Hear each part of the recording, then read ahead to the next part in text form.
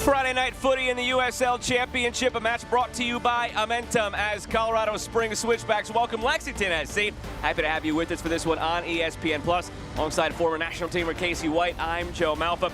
Casey, this is a big one when it comes to the standings in the Western Conference. Everything right now is so tight, really from first on down to 12th, only separated by 11 points altogether. But a win for either Lexington or Colorado Springs tonight vault them into 9th. Very tight battle at the playoff line for this Colorado Springs team, slowly but surely rejuvenated after they had a 2-week break in July. Well, and those breaks can be really important. Not only do you get to recover, but there's a bit of a reset for your entire group, and they showed that they could keep it close with the top team in the East, get a tight win against Birmingham, and then that outpouring of goals versus Texoma, that's huge because they've had chance creation. It was just about the efficiency in front of goal, and they figured it out. And they figured it out maybe at the right time because there's a little bit of a parallel to last year. It was with 14 games remaining last year that they started to go on this run. Guess how many games are remaining now this year? 14 games remaining. So slowly but surely they've picked up momentum. Slowly but surely it seems like they're finding last year's form. But this isn't last year. The group is different. One of those new players, your player to watch, presented by Keg One, is Marco Micheletto. If they're going to repeat last year, it's this newcomer who's going to help them on their way. It absolutely is. Marco Micheletto, 5 goals on the season so far. His performance in the first half has been very good, not only from a production standpoint, but he draws so much attention in midfield. He's very comfortable and clean on the ball. And if they're going to have a run in this second half of the season, it's going to be through him. It's not going to be easy tonight as they try to take that first step on that path toward replicating last year because Lexington comes in terrific form, unbeaten in their last 5 regular season games. There's a couple things going well for Lexington. They've definitely shored up things defensively in their defensive penalty box, but they're also starting to be more efficient in their own attacking 18-yard box. A big part of that has been Iago and what he can do and just him being able to finish in that final third. Yeah, you mentioned Forster Iago. He's come in on loan and he has transformed this Lexington attack. He really has, and what he does not only has that strength to hold up play, but it's the verticality and looking to stretch the lines. It creates space for players in front of him, but it also makes him such a threat into the attacking final third. And Colorado Springs know that all too well. When these teams met back on June 20th, Iago scored in the 2-1 win for Lexington. That is the night that ignited their 5-match unbeaten run. These two teams do it again. It's coming your way on ESPN+. Injured in a crash? Get McDivitt and you get a firm dedicated to every single detail of your case. We have the knowledge and resources to investigate the crash and your insurance company's small print. Details matter. That's why we dive deep into every aspect of your case. This gives us the firepower we need to make the insurance company pay you the money you deserve.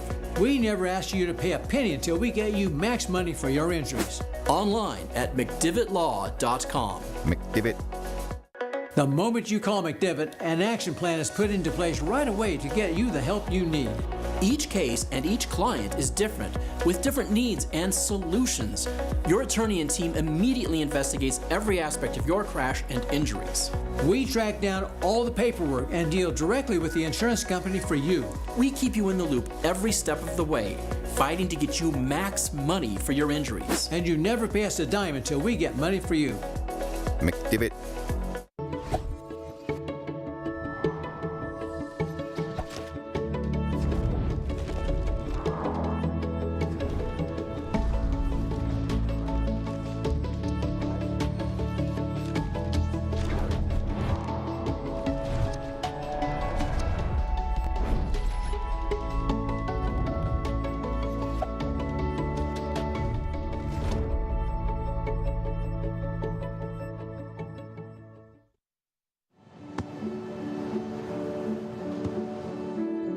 I don't remember how it started. Go to that. Our back and forth. It always came back. Dad! You probably don't remember what you told me. That was perfect. But I heard every word.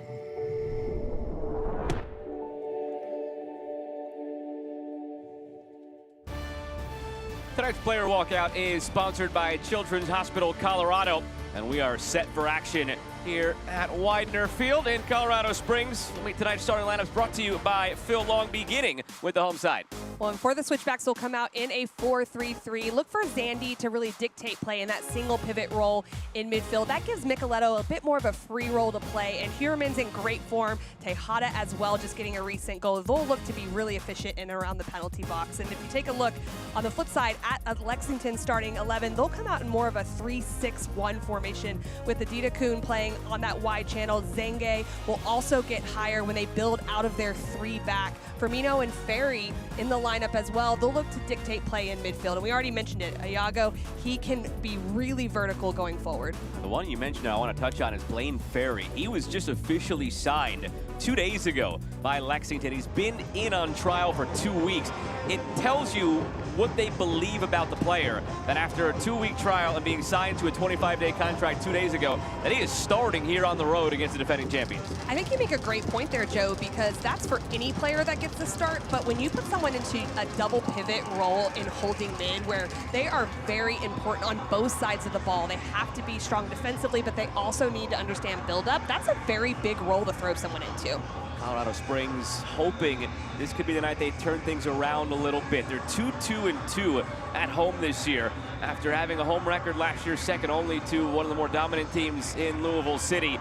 It was because of that home success they were able to run through the postseason every game at home, lifting the trophy here on this turf, but it hasn't provided that same advantage this year. Again, that 2-2-2 record as they go left to right in the black, Lexington right to left in the orange and white.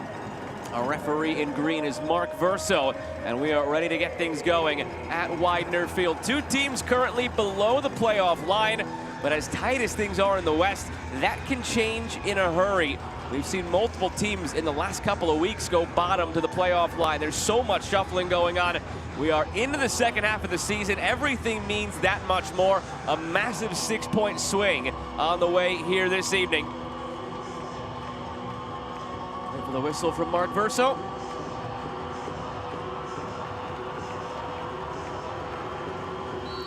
And away we go. It's Lexington SC against Colorado Springs Switchbacks. Happy to have you with us on ESPN+. Alongside former national teamer Casey White, I'm Joe Malfa. These teams met back on June 20th. A very open 2-1 win for Lexington that very easily could have been 4-3, 5-4. It was one of those nights, so potentially buckle up here tonight, folks. Well, it definitely wasn't void of attacking moments. A lot of chance creation from both of these teams, and so there's something to be learned from that to try to limit it, but I think we're going to see both of them go after it. Throw down near the corner flag here for Colorado Springs. Teams always have different ways of handling the altitude, whether they want to come in earlier in the week to acclimate or come in as late as possible. Lexington fell into the latter category. They got here late yesterday, trying to minimize their altitude exposure. So something to keep in mind as we go through the evening, what sort of toll it may take on this group.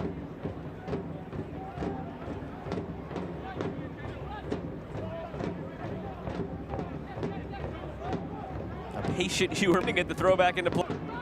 4 goals that Colorado Springs scored last time out in Jägermeister Cup against Texoma.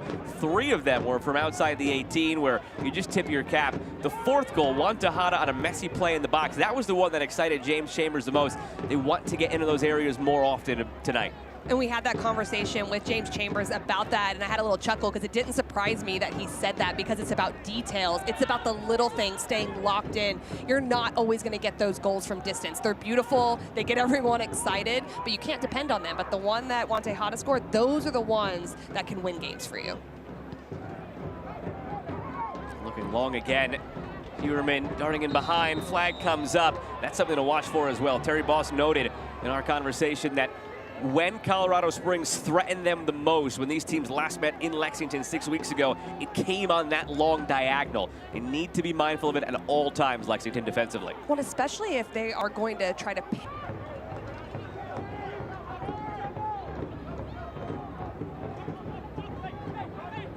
Adida Kuhn, overlap from Hafferty.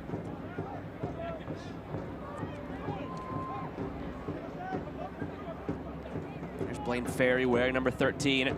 Again, just signed officially 2 days ago. Been with the club 2 weeks worth of a trial. Now starting tonight.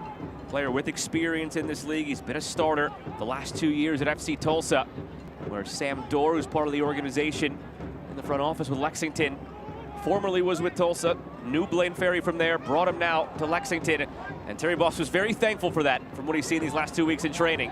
Adida Kuhn, good vision on that right side, looking. Rodilio Rodriguez, the ball lacking in the end.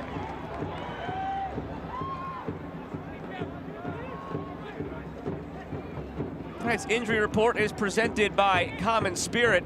Clean chili reported by either side. We're seeing some of this midfield third play, and talking with Terry Boss, he wanted them to be able to keep the ball and to make the Switchbacks have to defend. And doing that on the road is not necessarily easy as Firmino's taken down there right in midfield. But the more they can switch the point of attack, that could be better for them to open up spaces. And one of those players dealing with something right now for Lexington, Sofiane Jafal, who's been the other partner in that midfield with Nick Firmino, who has a new partner to work with tonight in Blaine Ferry in that dual 6 role.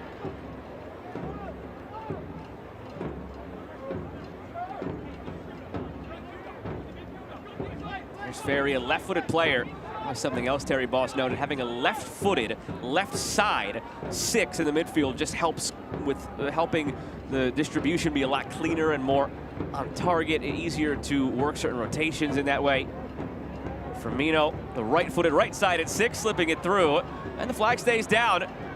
Runs out of real estate though at the end. Xavier Zenge is taking this starting role on that right wing as a right wing back and run with it. Oh, his 7th start this season. Well, I want to go back to your point about Blaine Ferry and then Firmino on the opposite side. The way that Lexington is trying to build up, because he's left-footed, he can go into that outside channel. It allows Hafferty to get a little bit higher. That allows you more numbers in the attack, more unpredictability, and so that really helps them because he naturally can play make off that left side. There's Ferry again. The expectation is as this evening goes along possession-wise is for Lexington to have the lion's share. We're seeing that start to manifest itself in the opening few minutes. Well, the wide areas for Lexington are the places they want to take advantage of. And talking to James Chambers, he knew that was going to be an area they're going to have to be very careful about because they commit 2 or 3 players into the wide areas to overload and can make it very difficult defensively. Ferry almost got caught out there, bailed out by the foul. Those are the little things you worry about for a player like Blaine Ferry tonight, where again, it's one thing to be on a 2-week trial, to impress your new head coach, to earn a starting role tonight, and to be an experienced player in this league. But Casey, there's nothing like game speed, and he hasn't played an official game since the end of last season. You don't get game experience within a season until you get game experience within a season. And it sounds ridiculous to say it that way, but it's the truth. You have to actually be on the field, experience a moment like that. It won't happen again if I'm taking a guess, because now he knows, okay, that was quick. Micheletto's going to step and press. And when we're in expansive shape, I've got to move it. He knows that. He's the player that can do that. It's just now he's getting up to speed. Former youth national team player for the United States. Part of the U17 World Cup back in 2017. Still only 24 years of age. Feels like we've heard his name for a while because we have, because he came the last 2 months. Medense was initially loaned down to USL League One back in March. After 2 months, Lexington saw how well he was playing for Charlotte Independence, called him back up. He has started every single game since then. Zenge. Medense rolls it along. Ferry. Firmino. That's the other little wrinkle you can see at times with those two opposite-footed players in the midfield in possession. They can invert, and you can now have Ferry coming up, cutting in, shooting, and vice versa with Firmino. There's a lot of options when you have a player that can be on their right foot, a player that can be on their left foot, and how you want to use that to manipulate defenses. That's up to you as a coach, but to have that and it be the natural way that they play, yes, there's a lot of 2-footed players, but to naturally want to go certain ways, it changes the way you manipulate blocks of defenses. Jago dropping in, laying it off to Firmino. Zenge. Colorado Springs, it's just the name of the game for them. They wait, they pick their moment, they go, and they bludgeon you when they go. That speed on this expansive surface.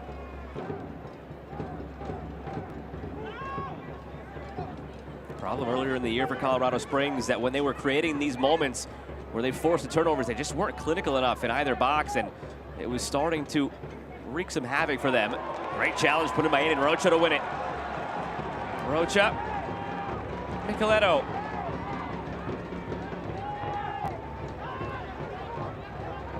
Well, I think that's a good decision from the Switchbacks. They haven't had a lot of the possession here in the first 9 minutes of the game, so deciding to recycle it, recirculate play a little bit, and enjoy possession, because they are a team that wants to control the tempo of the game, but with the way Lexington has started, they're going to have to go a bit back and forth between really solid defensive, patient work, and then how do you gain more possession and grow in your attack.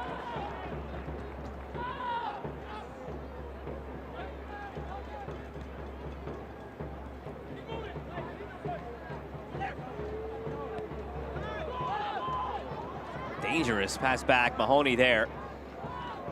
Center back pairing of Mahoney and Matusala has been an anchor back there for the Switchbacks this year. No more trusted defender than Matt Mahoney, 30-year-old, in the bedrock of this defense over the last 4 years now, wearing the captain's armband. Matusala started at the Gold Cup with Haiti this year. Hitting that long diagonal they love and utilize. Huerman, end line, heavy touch, goal kick. Good defensive work by Hafferty because he was completely isolated in the 1v1. You pointed out that long diagonal ball. If the back line isn't organized, he's not going to have that natural cover. So that's moments like that where he has to be able to handle Huerman in the 1v1, and he does well.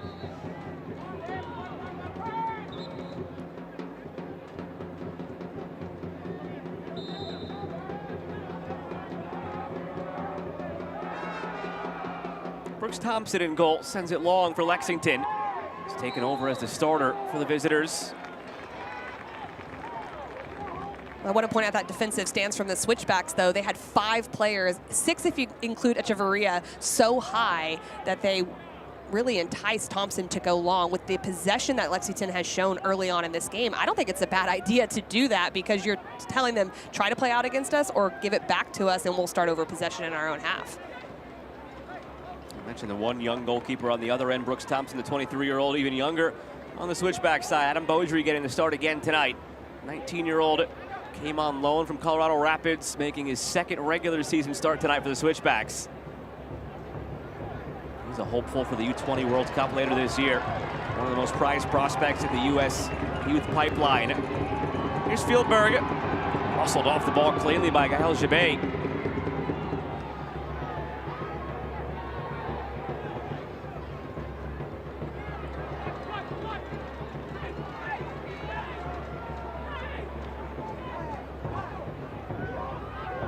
Huerman feeding it all the way through. Fieldberg has options. Back to Akeem Ward. Through for Zandy on the turn and line. It'll be the first corner of the evening for Colorado Springs. This corner brought to you by Pepsi. Pepsi, that's what I like.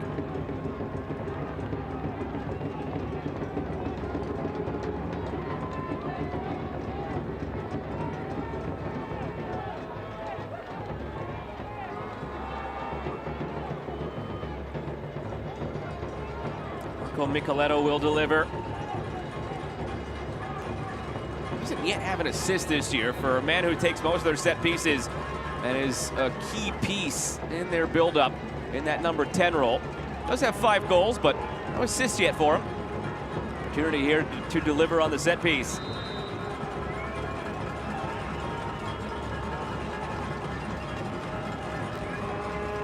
Nicoletto in swinger, and they're some pushing and shoving in the box, so nothing would have mattered in the end. I like the idea of that near post ball, however, Joe, because it's so hard to deal with, and it was defended really well, regardless of what was called by our center official. But I think whipping it into that area, especially when you have a team that's creating chances, but that efficiency in the box is eluding them a bit, put it into very good spaces that can create opportunities for you. James Chambers looking on, wants his team just to start being more efficient and stop talking about it, start being about it. They've really hammered home all the little things that have plagued them this year. It's one thing to talk about those things, it's another to finally execute. Another free kick on the way. Shouts for a yellow after that challenge by Blaine Ferry. It seemed like the referee will oblige. Yeah, it's just battle right there in midfield. Zandy gets there first twice in a row. It's not the first challenge, but the second challenge by Ferry that goes down. Tejada also takes a bit of a spill. But Zandy's starting in a more advanced position, but his work rate allows him to be very mobile in that midfield, and a changeover of possession is usually through him. And they missed him at times this year, in and out of the lineup. Last year was his first fully healthy year with the Switchbacks. You see the difference it made? They won it all. I'm not saying that's the exclusive reason why, but he can say so and puff out his chest a little bit if he wants to. He's earned it and deserves it. Key piece of that midfield.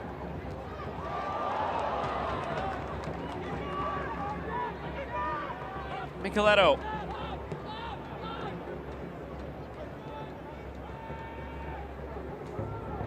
To Akeem Ward. He goes down, free kick coming. Well, there's been a little bit of a shift from the possession piece, and you see the expansive shape that the Switchbacks get with Akeem Ward. His heels are on the sideline on the opposite side. It's a switch from the beginning of the game where now Lexington has those attacking transition opportunities, but now the Switchbacks are starting to make them chase, earning these set pieces. It's a little bit of a flip just from the first 10 minutes.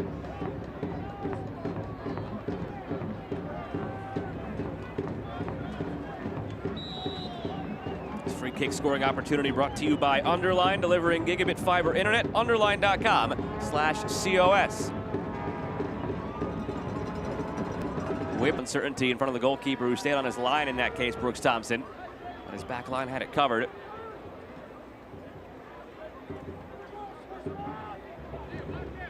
Huerman leaves it for Rocha.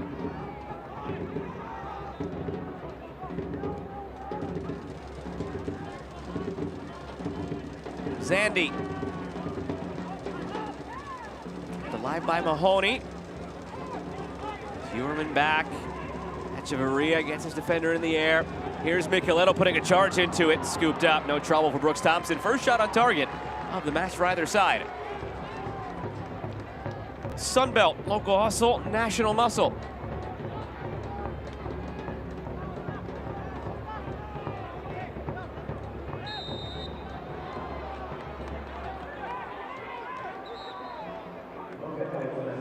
Well, the middle third of the field is what I've really been excited to watch with these groups, because both and each team getting on the ball and deciding that they're going to dictate the tempo. That could be a big difference in this game. Yes, it could come down to a transition moment, but I think across 90 minutes, it's going to be which team controls that center part of the field. And again, on a night where Blaine Ferry's making his first start, you would think intuitively advantage Colorado Springs, but for a veteran like Ferry, who's got over 50 games as a starter in this league under his belt, his last 2 years with Tulsa, it might take a little bit, but by the end of this game, it'll probably feel like he hasn't missed a beat. I think you're right. The longer the game goes on as well, it just becomes a little bit easier. The chemistry continues to develop within the midfield, and you start to figure out certain moments of the game where you can make sure that you're efficient. Ward. Fieldberg. Back to Zandy. And Echeverria.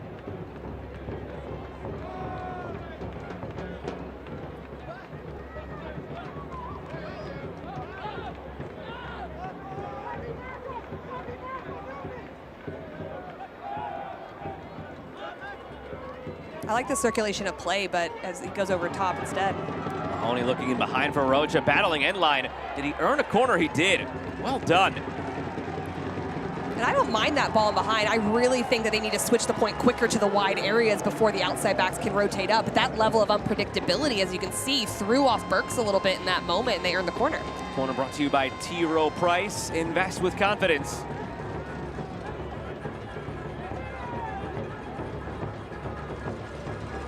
Huerman stands over it, left-footed in-swinging service coming. Player they've been looking to step into a larger role this year.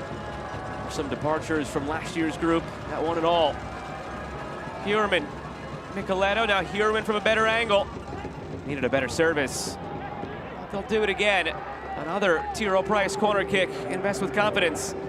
A bit lucky there from Huerman, because you were completely right. That has to go to the backside of the 6-yard box, curled in away from Thompson as a goalkeeper, but he lucks out a little bit for a second chance.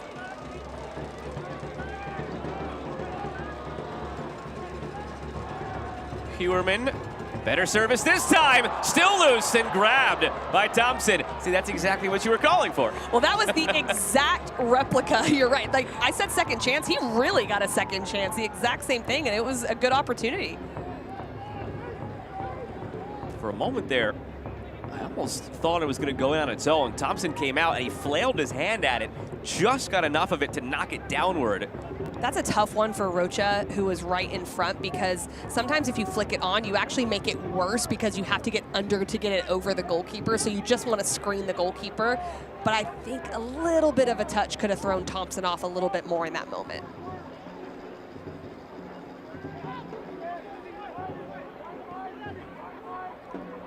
There's Burks. Hafferty. Team that has pretty much been built from scratch this year, Lexington. Coming up from USL League One last year. Revamped the roster, retooled the roster about a few weeks in, once they had a better assessment of the landscape. And part of the reason Terry Boss feels they finally clicked with this 5-match unbeaten run in the regular season, 3 wins, 2 draws, is simply time, as cliche as it sounds, because it was a new group, because they retooled the group early in the season, and now they've more recently added a few more pieces. It's been a lot of tinkering. Finally, the stars have aligned chemistry-wise, and a lot of the details that were falling through the cracks because it was such a new group are now fully, firmly grasped. Well, at this level, it's the little things that are the separation. We already talked about the standings earlier. Point-wise, there's not much separation. Then you put that all the way down to the game and different phases of the game. It could be a touch here, a tackle there. There's little bitty pieces of knowing your teammates, knowing their movements, what they want to make them successful, that makes the team successful in turn.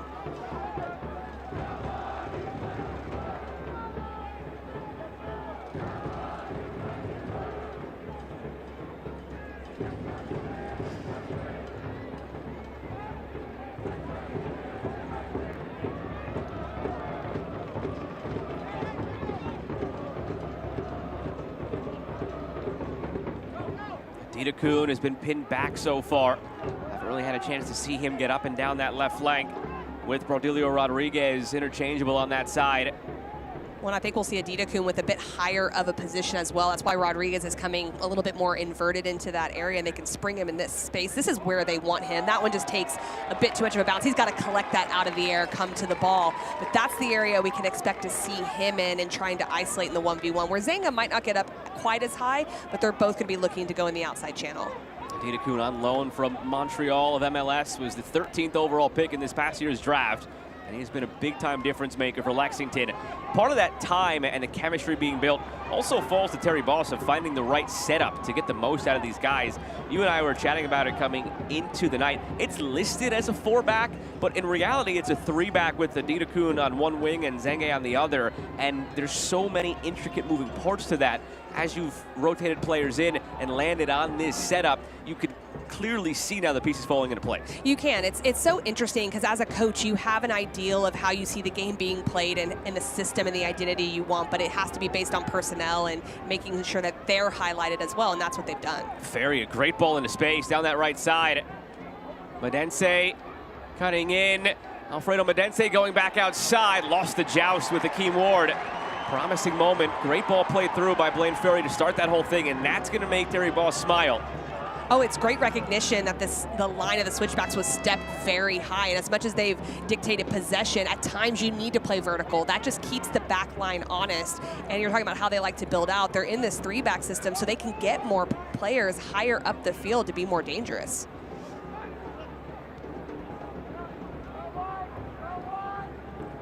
The USL on CBS Sports Network kicks off August with a League One Battle of the South. Newcomer Naples take on South Georgia Tormenta. That's Wednesday, August 6th at 8 Eastern on CBS Sports Network. Had a chance to call a Naples game earlier this season, an Open Cup. What they've done in their inaugural season, fantastic. Tormenta, one of the standard bearers of League One over the last few years. Title winners in 2022. It'll be a nice showcase for the league this Wednesday night on CBS Sports Network.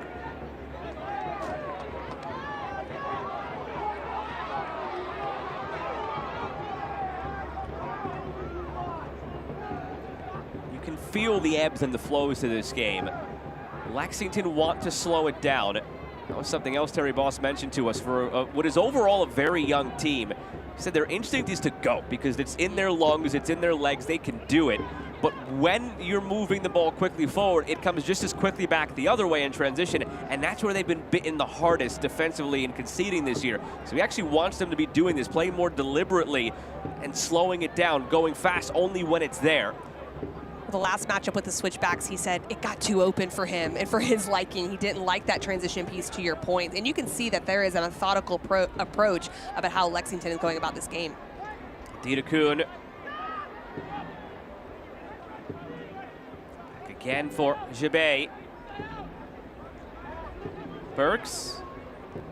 Gibet, who has to be very comfortable wearing the orange. Gibet won the national title with Clemson back in 2023. Well, that color is working for him, isn't it? Yeah, this alternate for Lexington, they've got the white, the black, and they've got the orange here. This is probably his favorite. He might not say it because they're all fantastic, and you don't want to upset the kit managers, but it's probably his favorite. He feels comfortable in it, I'm sure. There are a lot of players from that 2023 Clemson national title team that have slowly popped up around this league, populating it with plenty of talent.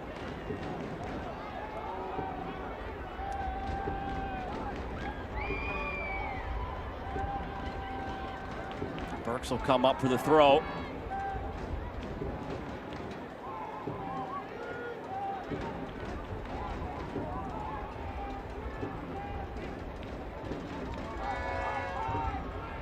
Long throw from Burks. Mahoney heads it clear. Can play that on repeat most of the night for the Switchbacks with Mahoney. Might have to be asked to do something again here, but it's overcooked by Burks. And out for a Switchbacks throw. Well, that's what can be a big challenge, Joe. We were talking about how they're being methodical in the middle third, is then they haven't been in the final third, so then it's just a little bit off. So you have to be absolutely clinical if you're going to play that way, where you're not getting a lot of chances into that attacking third. And there, like you said, just overhit it. If you're only going to be in there ever so often, that's a really big missed opportunity.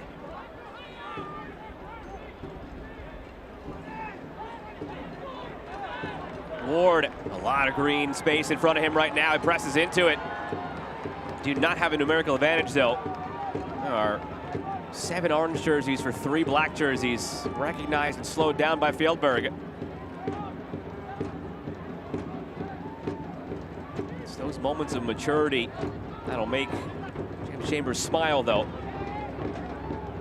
Huerman over the top looking for Rocha. And again, a moment of calm, a moment of maturity yields a Tiro Price corner. That's with confidence that it very easily could have been Ward going into an ambush, essentially, with 7 defenders back. I've been impressed with that, to your point, of knowing when to slow it down and then when to have that incisive pass that just makes Lexington uncomfortable, and they're earning the set pieces off of it. See what they do from this corner. Some signals going on there with Huerman, Micheletto. We saw them have that back-to-back a few moments ago, where one was poor, to say the least, and the other one was nearly a goal. That was after they went short. Micheletto rolling it out for Huerman.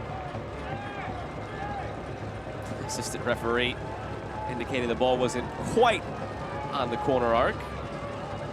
It's a game of inches sometimes. I don't know that that was even a millimeter. Micheletto, the outswinger. Service just hasn't been there tonight. Not from Huerman or Micheletto, and some of the opportunities they've had. And a handball cut and dry. Echeverria, telltale sign. As soon as it hit his hand, he whipped that thing right down by his left thigh to try to pretend it did not exist. He tried so hard. I'll tell you what, though, the service wasn't good, but the touch by Huerman before this play happened was exquisite. He brought it right down. That one pops up to Echeverria. They get the call right. But I have been impressed with the decision-making in the final third of when to play more north and south rather than east and west by the Switchbacks. It's just those little pieces with the service and that final touch or final pass that's eluding them. You can watch the USL Championship in Spanish on TUDN, the nation's leading Spanish-language sports network, for 2 upcoming matches. You can catch Monterey Bay against FC Tulsa. That's Wednesday, August 6th at 10 Eastern. And Lexington against Phoenix Rising on Saturday, August 9th. That's at 6 Eastern. Go to uslchampionship.com for the complete USL TV listings. Back to Beaudry, who has not had anything to do to this point. No shots registered on or off target by Lexington. Audrey looking through for Tejada. And all the way back for Thompson. Well, it's really interesting in the way that Lexington's pressing because they're leaving the opposite side wide open, but in a different way. There's really no right-sided player because Medense is pushing all the way into press up top with Rodriguez and Ajago. So if Colorado Springs Switchbacks can find that long diagonal, to your point earlier, to Akeem Ward, it's going to give a lot of opportunities there against the press. Echeverria finds Huerman. Springs Fieldberg, overlap from Ward. Ward back to Huerman! That is how James Chambers would draw it up 10 times out of 10. Huerman makes it 1-0.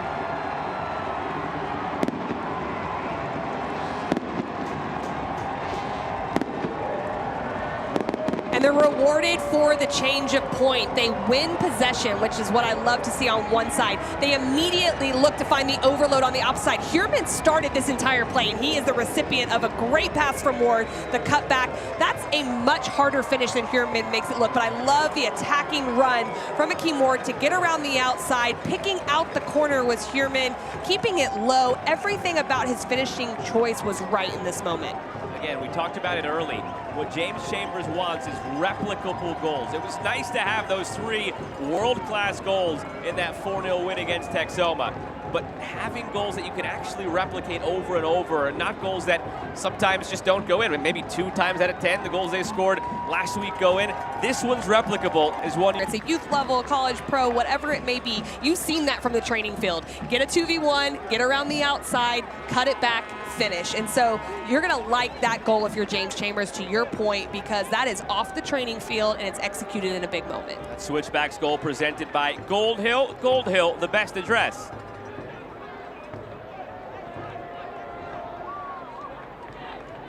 Mentioned it a bit earlier for Huerman that he was one of the players they were looking to see take a jump this year. After some of the pieces that departed the Switchbacks after winning it all last year, Huerman was a bright spot in his first year as a pro out of UNC. To come into this year with bigger expectations, how would he handle it? And so far, through 14 games, only 7 starts, 2 assists, there's his first goal, and that's maybe what gets things going for Huerman. And I think we all know that the team has to be the focal point. The team has to be the star, but he just came off a brace as well against Texoma in the Jägermeister Cup, then getting his first goal, like you said here. You need your individual players to play well to get your team going. Dita Kuhn. I'm glad you mentioned that. This, yes, first regular season goal. He had those 2 in the Jägermeister Cup, so it's clear that he's maybe getting going now, a player with some confidence. Well, it's definitely about form, and when you have one of your front runners starting to get those goals, starting to feel that, and then he's all the way back defending as well, you start to go, okay, here's the pieces we need to really come together for us to start moving our way up the standings in the second half of the season. And Lexington respond. Firmino.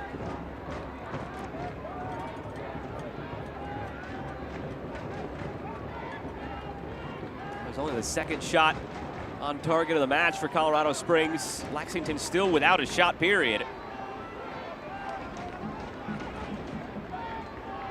2-1 Lexington win back on June 20th when these see some of the frustration after that from Dita Kuhn, not on the same page. Just a little bit off a yard makes a difference. We were talking about that earlier, the chemistry piece, understanding what your teammate wants in a certain moment. But what's interesting about that goal that the Switchbacks just scored, the way these systems are set up as the foul's called as Ward goes forward, you would think that more of the success in the wide areas would come to Lexington.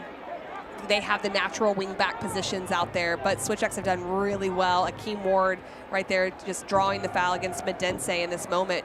They've actually figured out how to stop that from Lexington, and then you see the efficiency of how they scored. It was all that wide channel play. Sunbelt Rentals, local hustle, national muscle.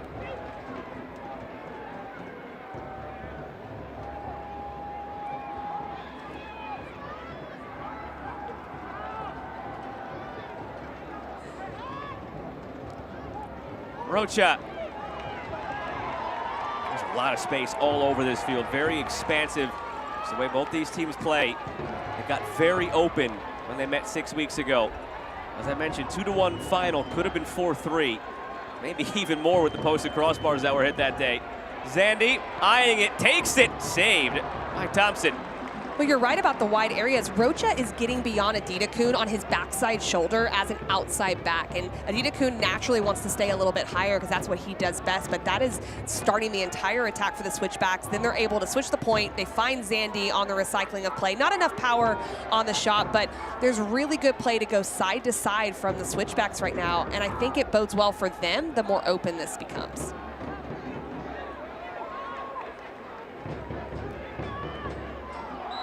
Free kick on the way for the Switchbacks. It was interesting there. You saw an immediate sprint around this near side from Aiden Rocha. Had Hewerman not been ailing in the way he is and gotten up and taken it quickly, that would have been a goal-scoring opportunity. And it's those little things that maybe show you the Switchbacks are back, because those little things just weren't there when they were in their difficult stretch, and maybe how important it was that they had those 2 weeks off.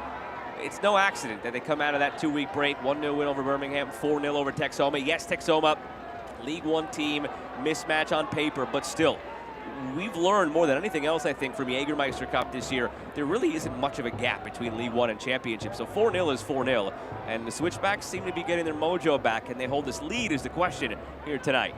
Regardless of league, regardless of level, whatever it may be, it's still hard to score goals. It's very difficult. It's the hardest thing in the game. So to do it with the efficiency that they did in that game is really good for them going forward. But what you're seeing is willing runners above the ball. You mentioned Aiden Rocha. If you don't think your teammates can find you, you don't want to run beyond the ball, especially as a defender, because you're just going to be going the other way. So you're starting to see those little things click where there's that belief to join the attack.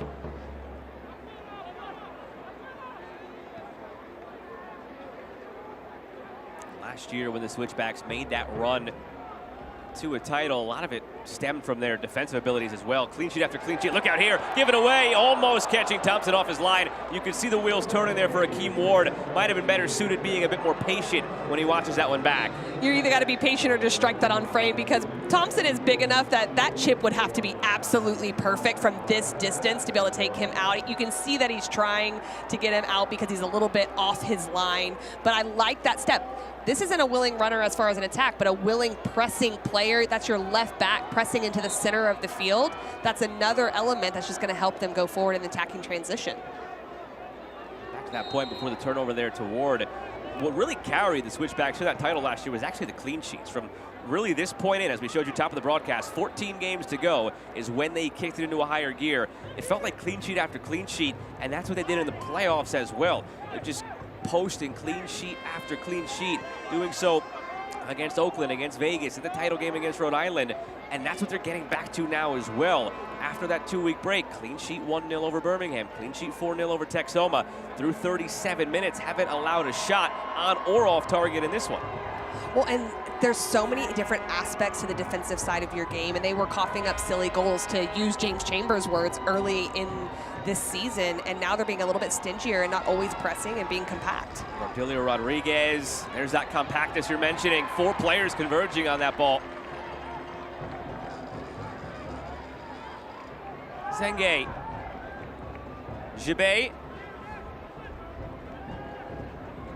Well, you can see the compactness here. It's really a 4-2-4 with Zandy and Micheletto right there in that midfield space, and they're just making it so hard to find any gaps between them, not letting any incisive balls cut through, and then they can use these moments where they play backwards to step and gain ground a little bit.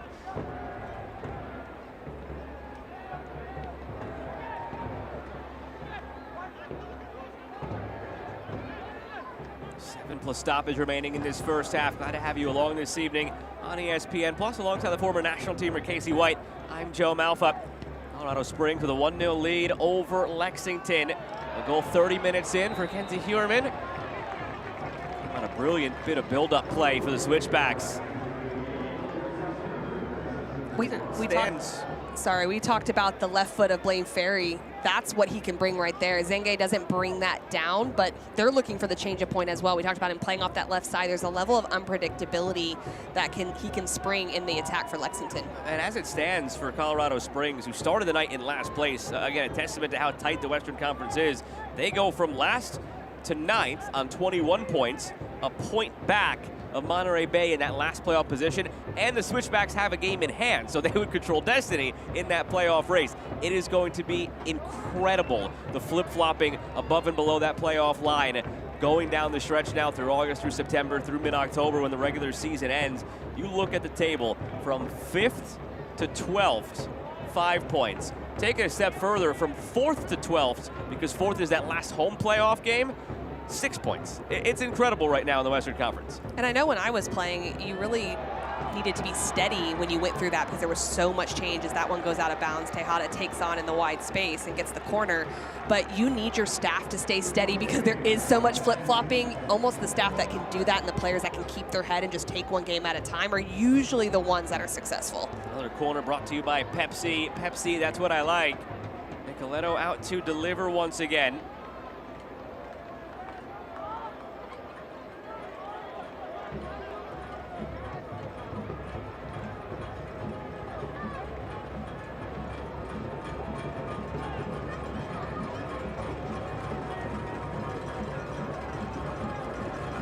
Nicoletto.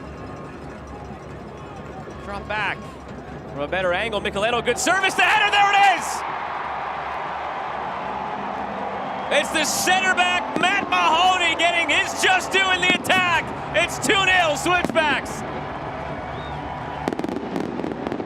Well, Joe, you know, this is when you know things are going right, when you can score in the run of play, like it's off the training field, when you can also add in the set piece opportunities, the set piece goals. Everything about this corner kick was adapted from the first corner kicks they took, playing to the perfect area for Matt Mahoney to be able to come into the back post. They finally get this service right. Huerman plays Nicoletto. You've got to aim for the back of the 6-yard box. He does this. It's with enough bend that it doesn't entice Thompson to come out, and Mahoney hits it absolutely perfect. Textbook, straight down, a great goal. That goal presented by Goldhill. Goldhill, the best address. We sung his praises on the defensive end earlier. Basically everything that's in the air, that's in his vicinity, he's going to get to it. That extends to the attacking half as well. It's his 3rd goal of the season. 11 goals in his USL Championship regular season career. Foundational piece for these Switchbacks. And the first assist of the season as well for Nicoletto. Something else we were mentioning earlier for a player who's in that role as the 10. Yes, he has the 5 goals, but it was a bit of a statistical anomaly to not have an assist yet this year. And now it's given away. Can they just completely put this one out of reach before halftime? Fjellberg.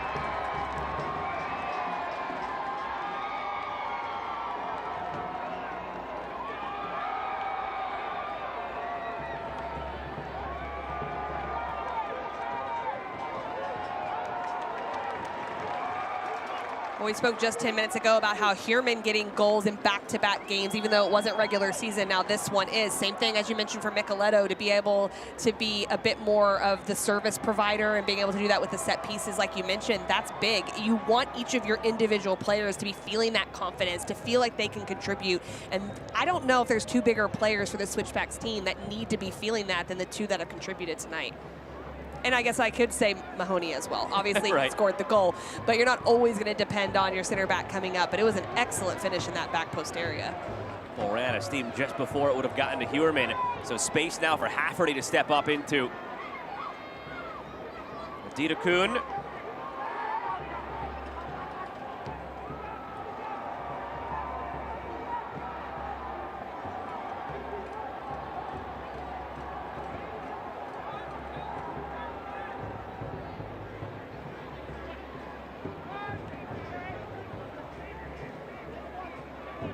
This is really interesting times now because for Lexington, the possession early on, very good, but what they have not done, that the Switchbacks have done, is figured out when to play quick, though. And we talked about that with Terry Boss a little bit. He thought they were playing too quick and they needed to pick when to recycle.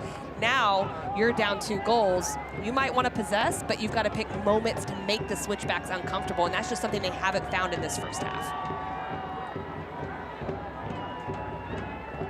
Select is proud to be the official match ball supplier of the USL Championship. From the Academy to the big league, Select is there every step of the way.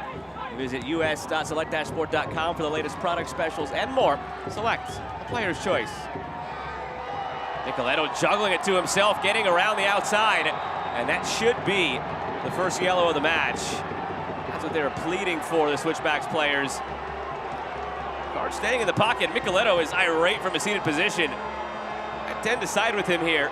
He was beyond Hafferty, and this is very cynical and intentional from Hafferty. 100%. I would be upset if I was Nicoletto too, but man, the player comes out at me when I see someone do that. You can tell I'm an attacking personality. I love what Nicoletto does in that moment, and you can tell he's feeling it. That's what you want out of your attacking players, to be able to have the confidence to do something of that nature in that moment.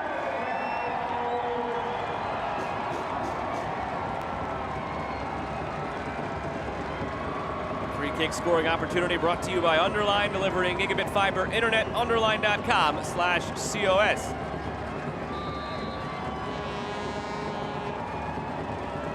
Hewerman with the goal already. Nicoletto standing with him, has an assist. Hewerman bending it. Stays in play. Fieldberg. Ward keeps it alive. Wide to Fieldberg. As Fieldberg squaring it through. Tejada gave it a chase, but unable to get to it. Well, I was wondering what this was going to look like back here and who was back here in case of an attacking transition, and Zandy and Nicoletto are all the way back, making sure nothing happens before the half. 2 minutes of stoppage time brought to you by TikTok Shop.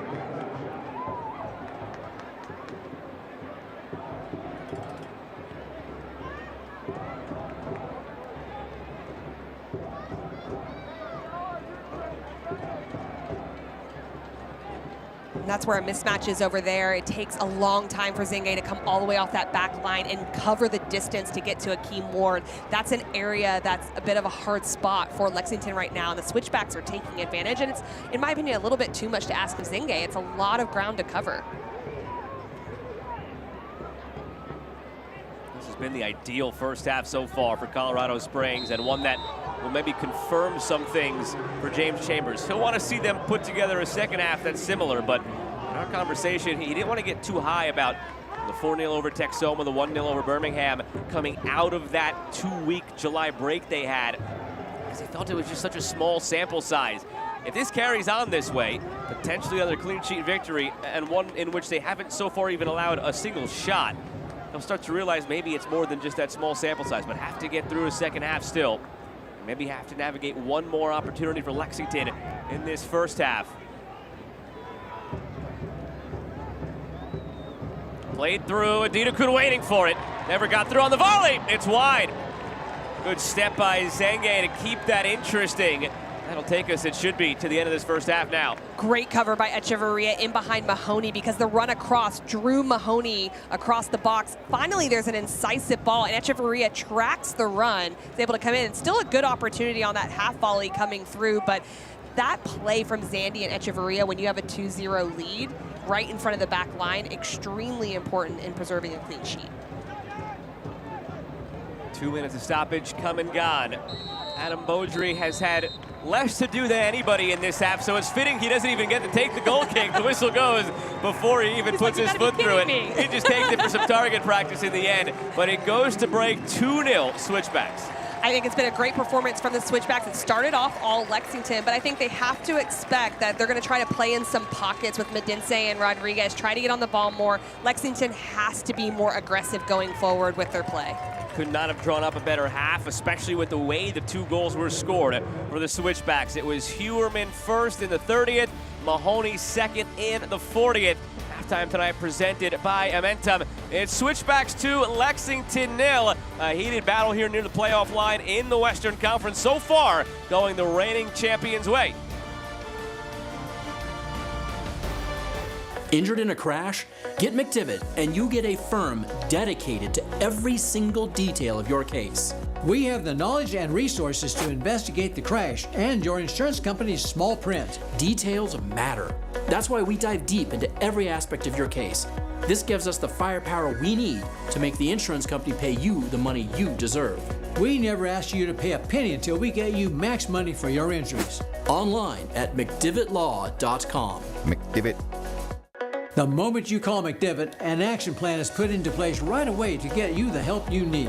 Each case and each client is different, with different needs and solutions. Your attorney and team immediately investigates every aspect of your crash and injuries.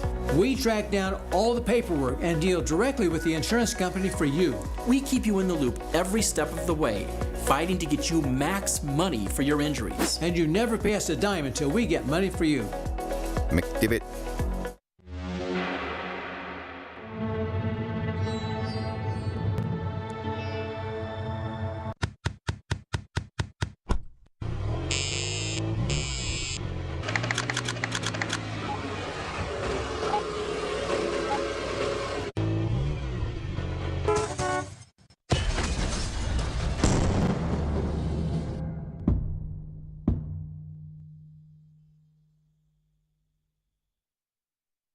When I came back from the war, I was barely hanging on by a thread.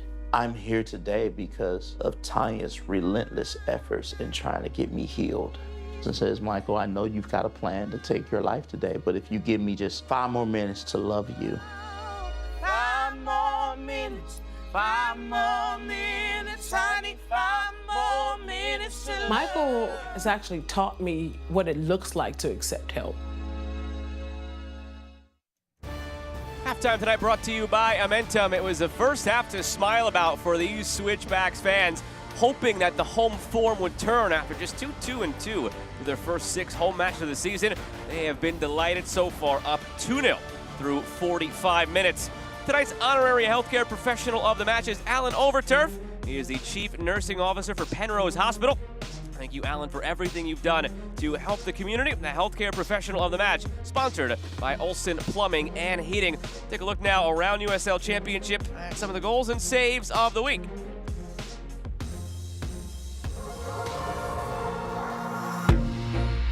At 6,035 feet above sea level, Widener Field is the highest professional pitch in all of the United States. We breathe harder. We breathe deeper. We breathe stronger. Our presence is elevated. Because we make Widener Field a nightmare for teams to play. This is a fortress. We engage with our community and our fans. We inspire the next generation of athletes. We approach every situation with humility. We are resilient in the face of adversity because we are the Switchbacks FC.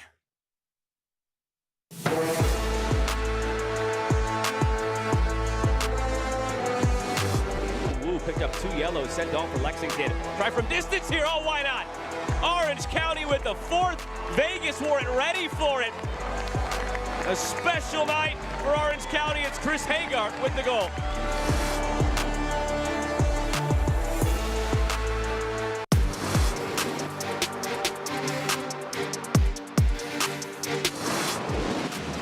Lopez, it's denied by Thompson. The follow-up, it's right there for Sacramento as Lee Desmond puts it in the 6. Let's take another look at this, Adam. What a brilliant take and a really wonderful save from Brooke Thompson.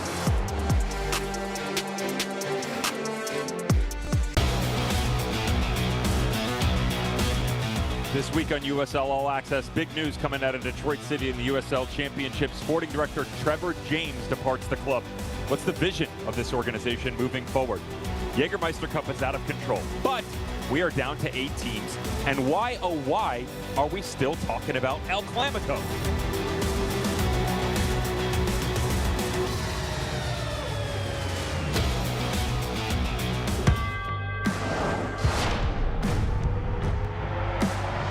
Prinks tires in the USL help soccer journeys everywhere to drive harder.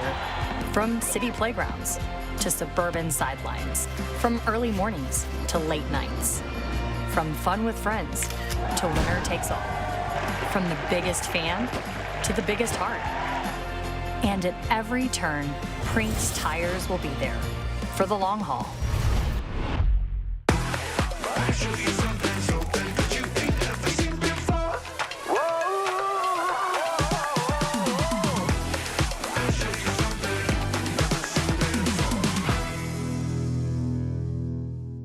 Whoa, termites can eat a pound of wood a day. Pound of wood a day. Pound of wood a day. Pound of wood a day. What's wrong, Daddy? Daddy? You okay? Keep termites out of your home and your head with our premium guarantee that covers up to $250,000 in new termite damage. Before panic shows up, Terminix it.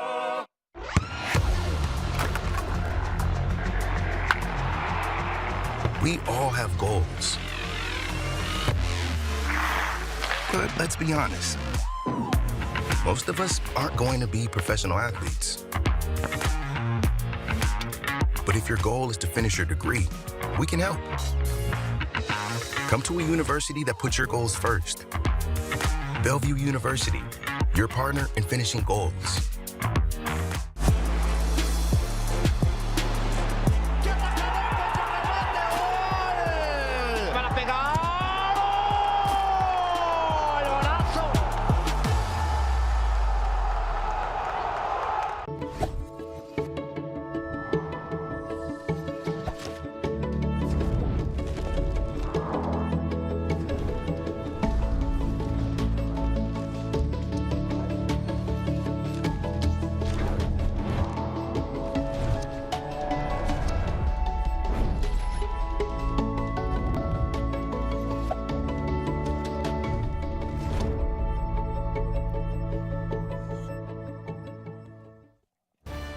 Welcome back into the Momentum halftime show. Switchbacks up 2-0 on Lexington. Take a look around USL Championship now with some news and notes. Lexington made some waves this past week. Club record 82-52 in attendance for the Derby Day against Lou City. It's great to see more of these rivalries popping up around the league now. I always look forward to those games. Love seeing that absolutely throughout the league. And then for the USL Championship, they claimed 7 of the 8 spots in the USL Jägermeister knockout round. So definitely good performances from them as well. And a Vegas team right now who, with the current lead of the Switchbacks, actually dips down in the last in the Western Conference. They're trying to dig out of that hole, doing some wheeling and dealing and trying to help out. Herbert, Mackenzie Gaines in, Valentine Noel, Malik Howell out. So we'll see where that leads them next. Busy day coming tomorrow in the USL Championship. A lot of these games stick out for a number of different reasons. Pittsburgh, Rhode Island playoff race in the East, but Lou City in North Carolina, that's the big one I think that a lot of people have circled because the only blemish on the Lou City record this year was North Carolina. Well, that just makes for a little bit of drama where people want to tune in. You're right, in second place, fourth place, so a big game with a lot to play for. Then you've got El Paso Locomotive that will be hosting Las Vegas Light. San Antonio takes on Sac Republic, and that Birmingham game against a good Phoenix Rising team. That'll be an interesting one. And we pause now to remember our friend and colleague, John Kochel, who passed away Thursday evening following a courageous 9-year battle with brain cancer. Despite countless surgeries and treatments, John embraced life every day with a passion and love that lit up every room he walked into. A valued member of the USL HQ staff since 2015, he will forever be remembered by his big smile, contagious laugh, and his deep love for his family. John is survived by his wife and son. He was just 39 years old. Injured in a crash? Get McDivitt, and you get a firm dedicated to every single detail of your case. We have the knowledge and resources to investigate the crash and your insurance company's small print. Details matter. That's why we dive deep into every aspect of your case. This gives us the firepower we need to make the insurance company pay you the money you deserve. We never ask you to pay a penny until we get you max money for your injuries. Online at McDivittLaw.com. McDivitt. The moment you call McDivitt, an action plan is put into place right away to get you the help you need. Each case and each client is different, with different needs and solutions. Your attorney and team immediately investigates every aspect of your crash and injuries. We track down all the paperwork and deal directly with the insurance company for you. We keep you in the loop every step of the way, fighting to get you max money for your injuries. And you never pay us a dime until we get money for you. McDivitt.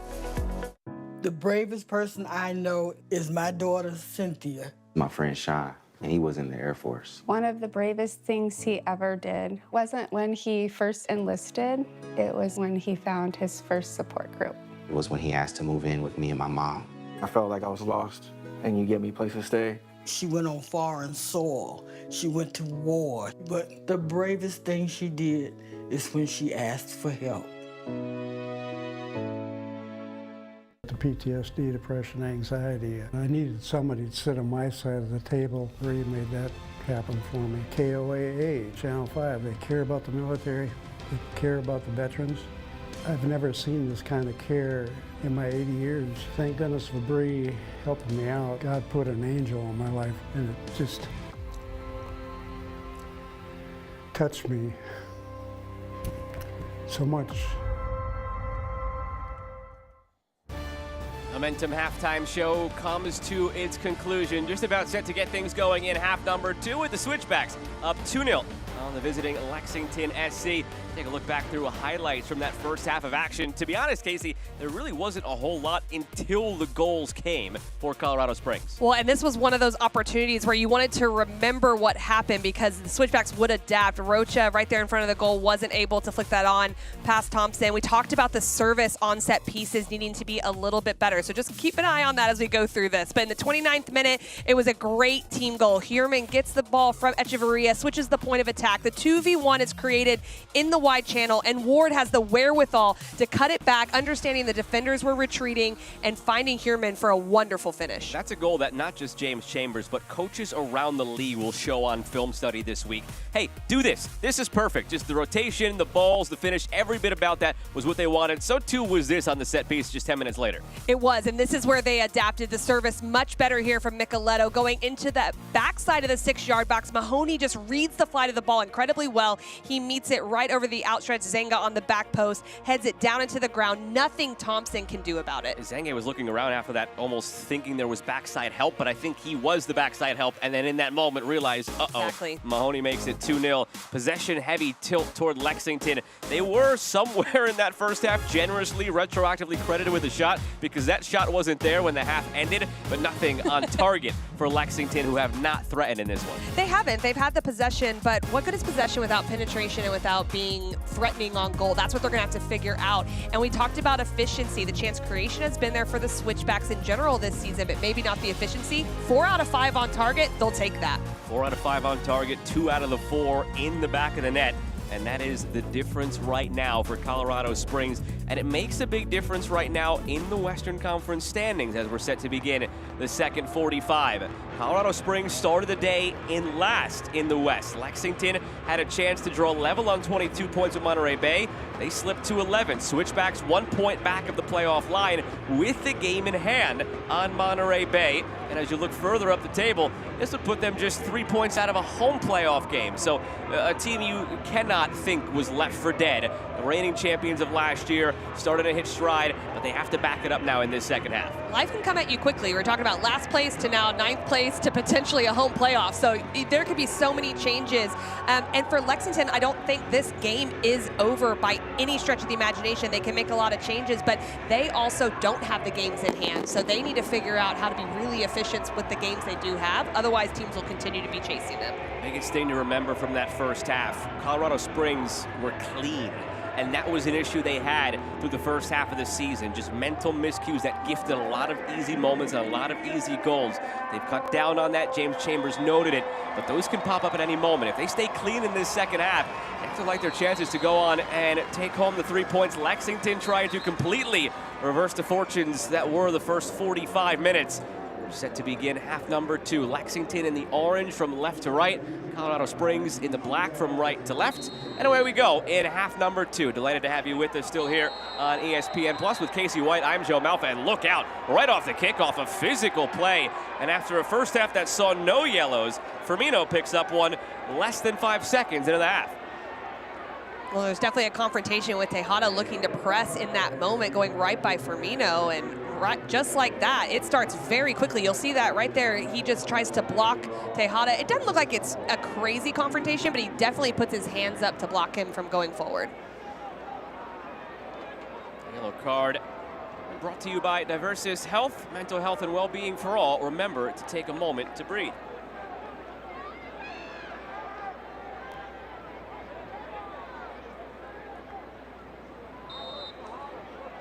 One change made at the break for Lexington. Kieran Sargent replacing Xavier Zenye. Well, that's an interesting substitution for me because I was just going to say before that yellow card and everything happened, what changes would Lexington make, not only personnel-wise, but potentially from a tactical perspective, because they need to make the Switchbacks feel more uncomfortable, especially in those wide areas. So Medense with Sargent, and also on the opposite side, that combination. Flag comes up, and that substitution brought to you by UCCS, where nursing careers start.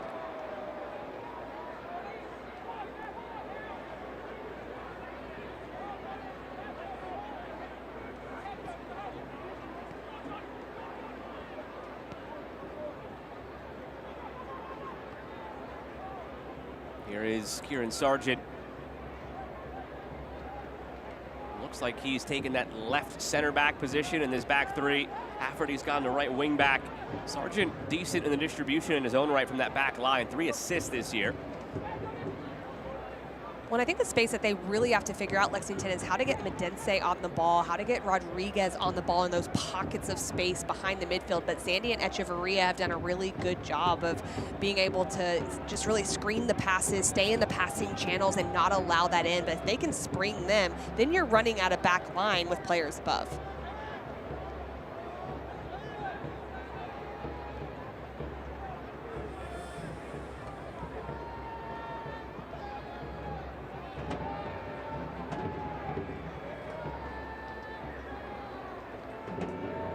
Tejada backing into Burks.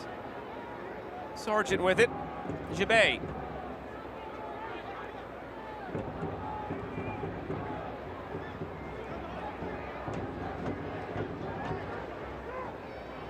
Hafferty. Still gliding along. Sargent. Adita Kuhn. Adita Kuhn feeding it through, laid back Firmino.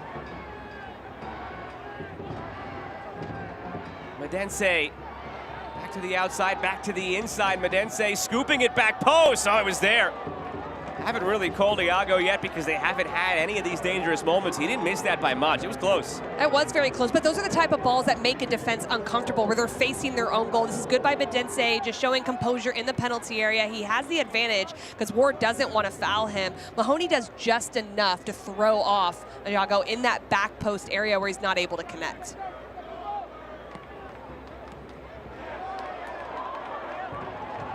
Tejada looking to go quickly out of that. Sandy.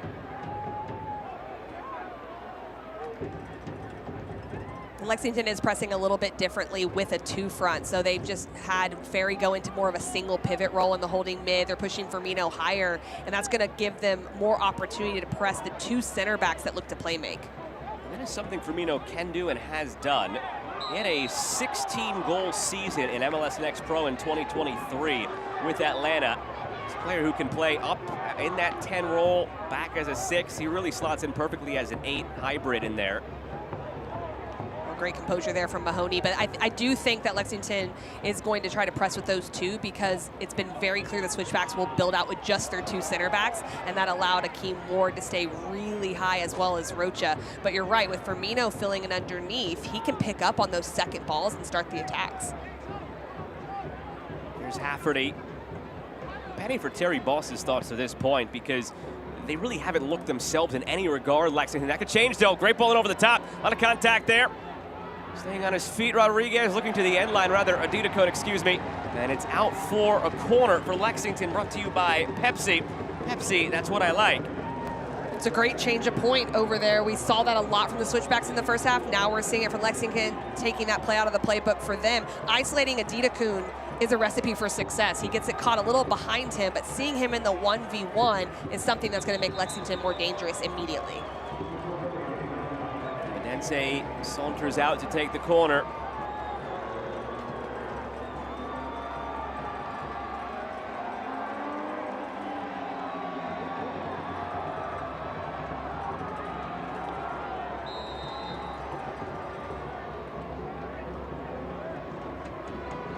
Low line drive of a corner ends up over everybody.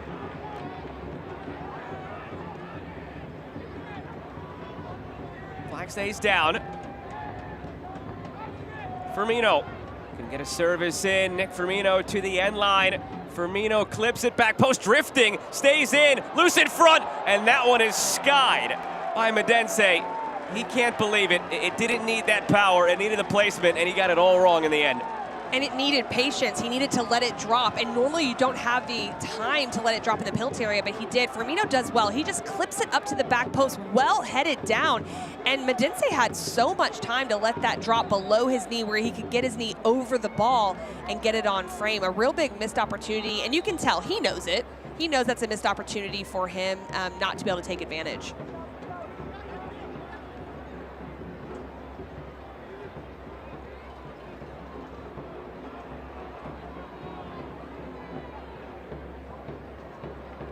More life, though, in the first 7 minutes of the second half than we saw the entirety of the first half from Lexington. Well, we certainly aren't privy to what Terry Boss said, but I've coached a lot of games, and I understand the feeling of being down, where sometimes you change the way you defend just to get energy. And that's what they've done here, is they've pressed higher, they want to defend with more urgency, and what that usually does is it helps as a catalyst for your attack, because there's more energy, you're more front-footed, because they are playing in the same system out of their attack that they were in the first half in that 3-6-1 formation with the box midfield. But you can just already tell there's more willing runners. There's people looking to play in behind and play, make, and create opportunities. Firmino, just a lack of crispness in the end. And it is almost football season. There was a football game on last night, actual NFL football, and everybody just reminding what the signal is for a field goal. That's good. That's not what you want to see as a player, I'll tell you that right now. But I love it from opposing fans.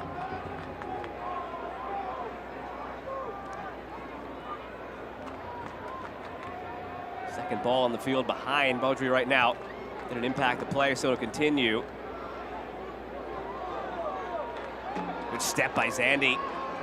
Leaves it for Micheletto. Can orchestrate here in this pocket of space. Out to Fieldberg. Left it short, telegraphed it a bit too. Well, those are moments right there, Joe, that are going to be really critical as that little clip foul is called on the recovery. Can you go in transition if you're the Switchbacks and make it 3-0? There's going to be opportunities to do that. That wasn't one of them. There's going to be times where you say, Lexington is pushing, let's recycle that and actually enjoy the ball a little bit, because Lexington has a bit of that momentum.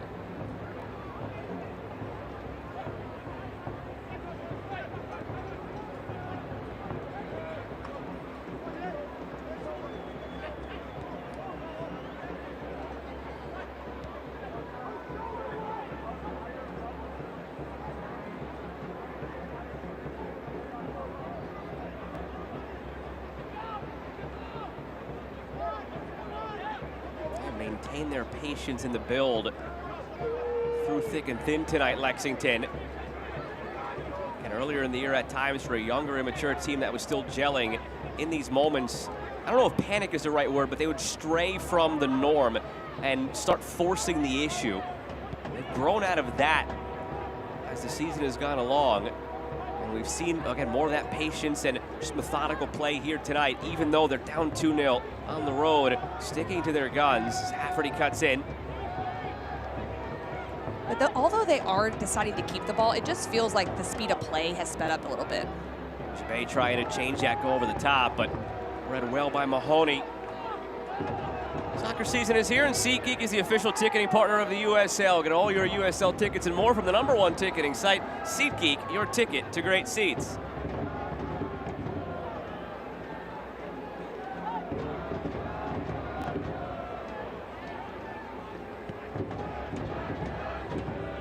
Rafferty. Tightly by Fieldberg. Medense, it's going to be a free kick here. Fieldberg lunging in. It's a good spot to get a dangerous service in for Lexington. Trying to cut this deficit in half. Well, right here in the 1v1, just isolating was Hafferty. Fieldberg just dives in at that moment. That's where you just want to keep your feet. He's going backwards away from goal, so it's not really dangerous, and now you're inviting him to serve it into a very dangerous area of your 18.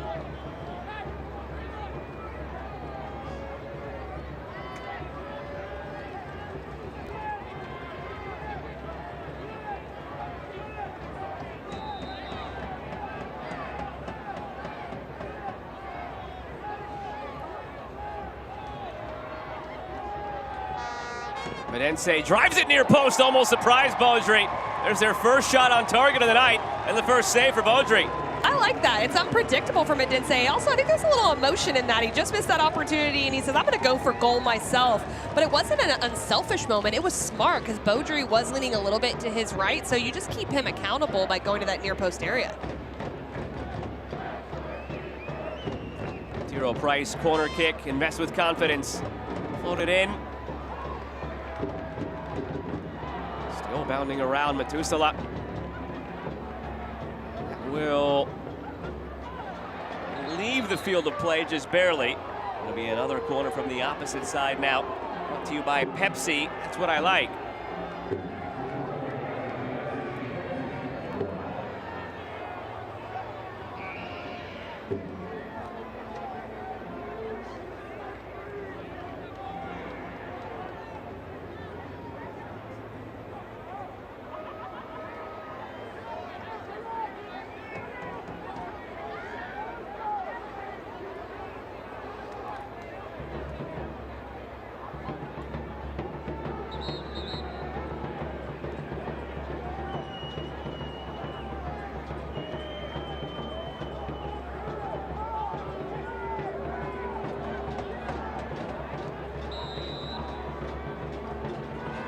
From the corner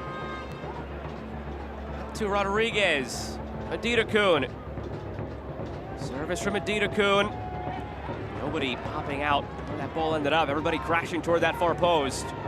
Firmino going for goal, floating it. It's a little bit closer than it maybe appeared to have been off the foot. Well, I think this is a good moment, though, for Lexington and Firmino in particular, because as they start to retreat the back line of the switchbacks, you have to shoot from distance at times, because that will allow them to step out. He takes that initial touch that gets him some space. He looks like he's caught between curling it and going for power to that far post area, but now that entices the back line to step out, and maybe you can look to slip balls in after that.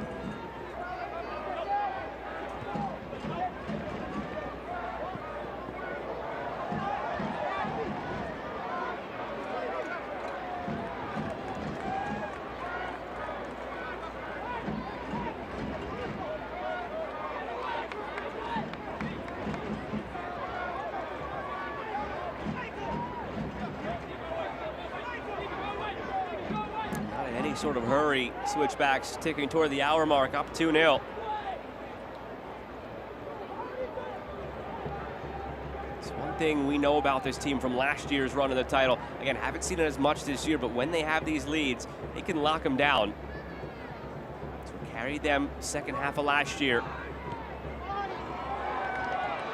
And that is not good there from Metusala going out of bounds, but the choice, and just stick with me on this, the choice is right to play beyond. He just completely mishits the ball.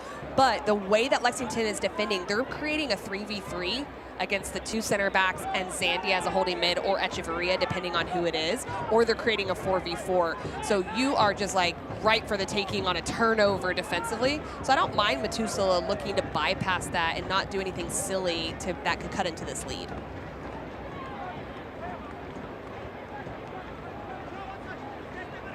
Possession here in this second half through 15 minutes.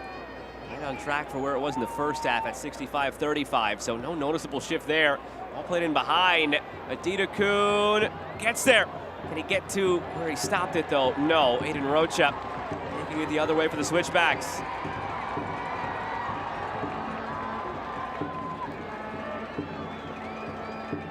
It's 2-1 the other way. Lexington winning at home 6 weeks ago. Switchbacks out for revenge and another key 6-point swing. The tight Western Conference table now beyond the hour mark.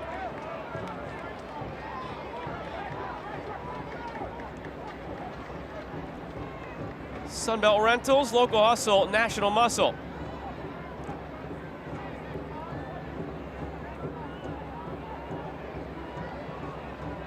Dangerous one out of the back there, Zandy pressuring. Pressure still on. Lexington knocking around for Gibet. Can alleviate that pressure up to Hafferty. I wonder when the sub will start flowing in for these two sides. Just a one at the break with Kieran Sargent coming in for Lexington. Iago offside, didn't matter. Comes Goes all the way through for Beaudry. I like what Hafferty's doing, though, on this right side. He's starting at a very high position, but then he's checking back at the right moments. As soon as that first touch is taken by Jabay, he comes in, and that throws off Akeem Ward. He doesn't know whether to step or stay. So that kind of playmaking ability off this right side is allowing them to find some opportunities to go through the midfield a bit more than the first half.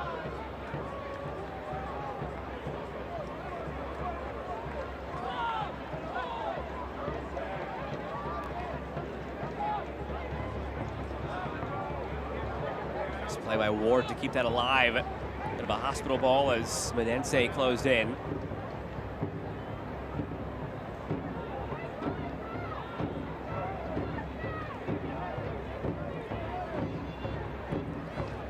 Preparing their first change of the match, the Switchbacks. Levante Johnson, we're told, will be coming on for Jonas Fieldberg. Perhaps Fieldberg's last involvement here.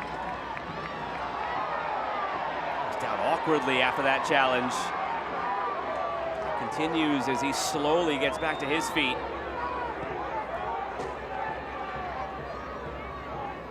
There's an opportunity here to go with a 3v1 overload if Lexington does it quickly, but those are those moments you're kind of choosing between when do we possess versus when do we go quickly, and that recognition of space, that's just something that's not quite clicking.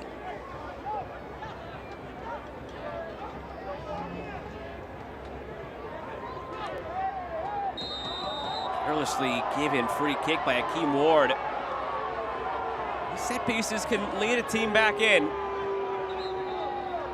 Well, it's little details. Again, it was Fieldberg earlier. This time it's Ward where they're going away from goal, Lexington. And Lexington's doing a really good job now of possessing and being a bit more dangerous, and they're drawing that type of aggression. But when they're going away from goal, you can stand them up, make them go backwards, and just assume your shape. Instead, you give them a genuine opportunity to create an attacking chance. Here is that change. Fieldberg off, Levante Johnson on. A change on the other side for Lexington as well. Corey Burke will be making his way into the match.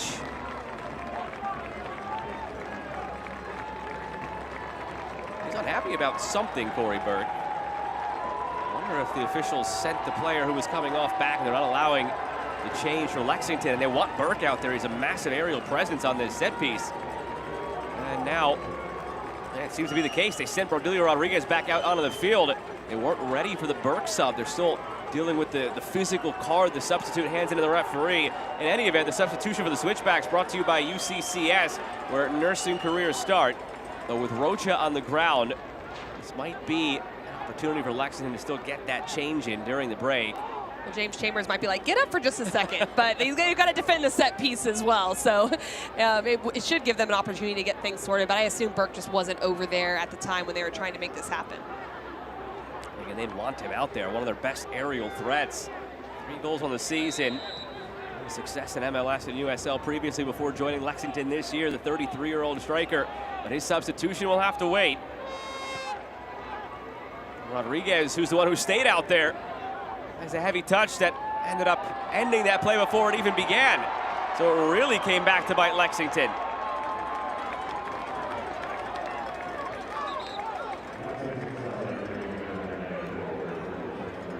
And now the sub will happen.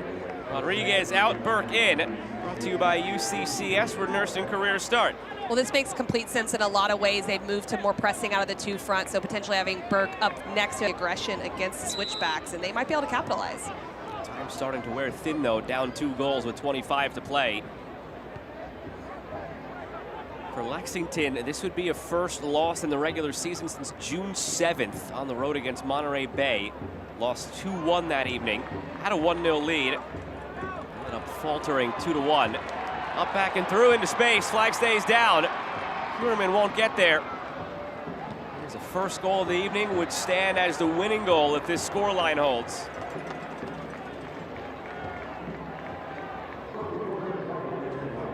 And watch the match. Turn on Sirius XM FC 157, North America's only 24/7 source for engaging soccer talk, including USL All Access on Tuesday nights, plus live matches from the USL, MLS Premier League, and more, all on Sirius XM FC 157 and the Sirius XM app.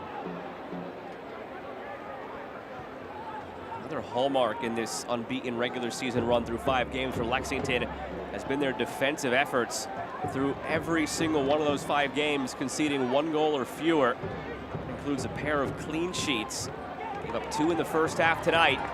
So it has them in this predicament. Levante Johnson. When you mentioned the defensive side, I think as a coaching staff, you're always going to think that you could prevent a goal. And the first one, though, was so incredibly efficient. And you're supposed to drop towards your goal. Yes, someone should have been tight to Heuerman. When you go in the box with your man marking, you're taught to get tight there. But they just executed that perfectly. I think you can be a little bit upset on the corner kick, just not being able to be tight to your mark, reading service. That could be a little bit better for Lexington. But give credit to the Switchbacks for the efficiency of their goals. Both these sides with 5 shots. The difference is Switchbacks 4 on target, Lexington 1 on target. And the only shot on target for Lexington was that free kick where you had Medense try and surprise Baudry near post. These moments right here is really interesting because it's where Baudry becomes really important in the build-up play. And he's so much younger and probably hasn't been asked to do that a whole lot, but his role in that is going to be very important, whether to be a part of the attack or look to go long and more direct. He's shown in stretches tonight, hasn't had a lot to do. Why exactly? He's one of the more highly touted goalkeepers in the U.S. pipeline. He was the starter at the U17 World Cup 2 years ago. Probably on track to be the starter at the U20 World Cup later this year. Currently on loan from Colorado Rapids. He's been comfortable when he's had it at his feet. He made the one big save he had to make.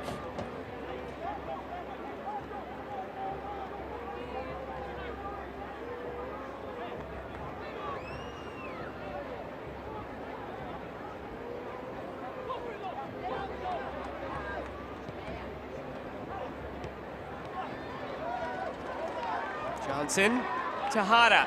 Micheletto still wants in the middle, screaming for it.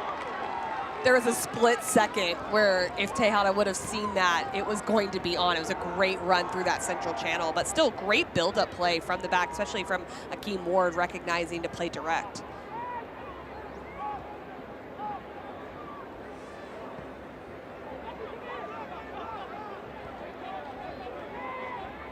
Micheletto dropping deeper now. Tejada, overlap coming from Ward. Micheletto switching.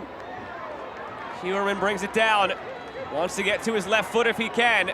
Heuerman instead leaves it for Rocha. Center, Johnson there. A step too slow.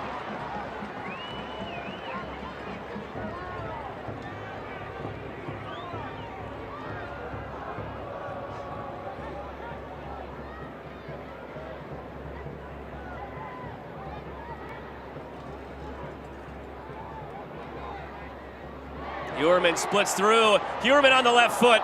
It's those kind of goals they were scoring last week in the 4-0 over Texoma, the brilliant ones that you don't score every day. And there's a case in point, you don't score them every day, but it's another good effort from Heuerman. It's incredibly hard to score from that distance, that angle, but what you have to like is the 1v1 creativity, the composure, the confidence to go against 2 players, split the difference, and be able to create an opportunity for yourself. I like the moment that Heuerman decides to do that because there's controlled possession, he has the ability to take on in space, and if he loses it there, it's not going to hurt the Switchbacks.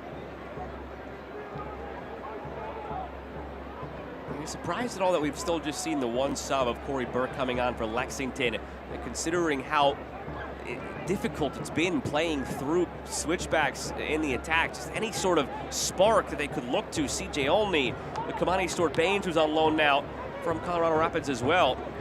I think so. It's a little bit surprising, but they also have come out in a better way in this second half, and so you kind of ride that a little bit. The Corey Burke substitution, to your point, makes complete sense, but I do think we're going to start to see here in the next few minutes somebody else come on, because it's just not manipulating the back line and the holding mids enough if you're trying to score multiple goals in this game. Here's Hafferty.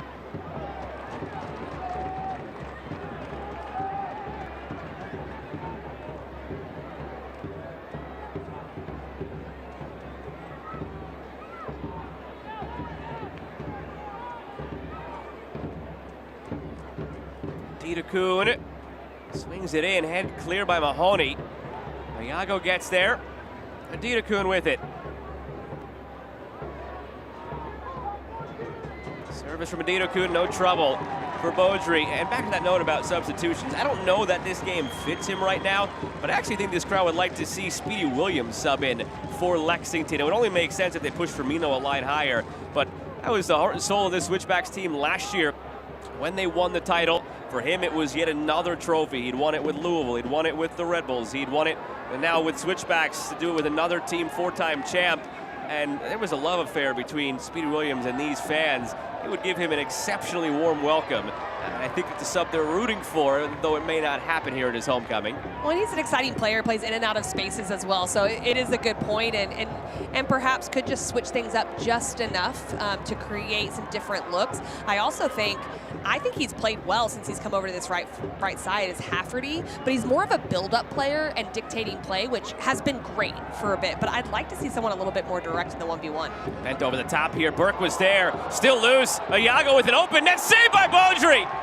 I don't know how much he knew of that, just threw any body part in the way that he could and made the stop. Well, this is where the Switchbacks have to be a little bit careful as one of the players is down.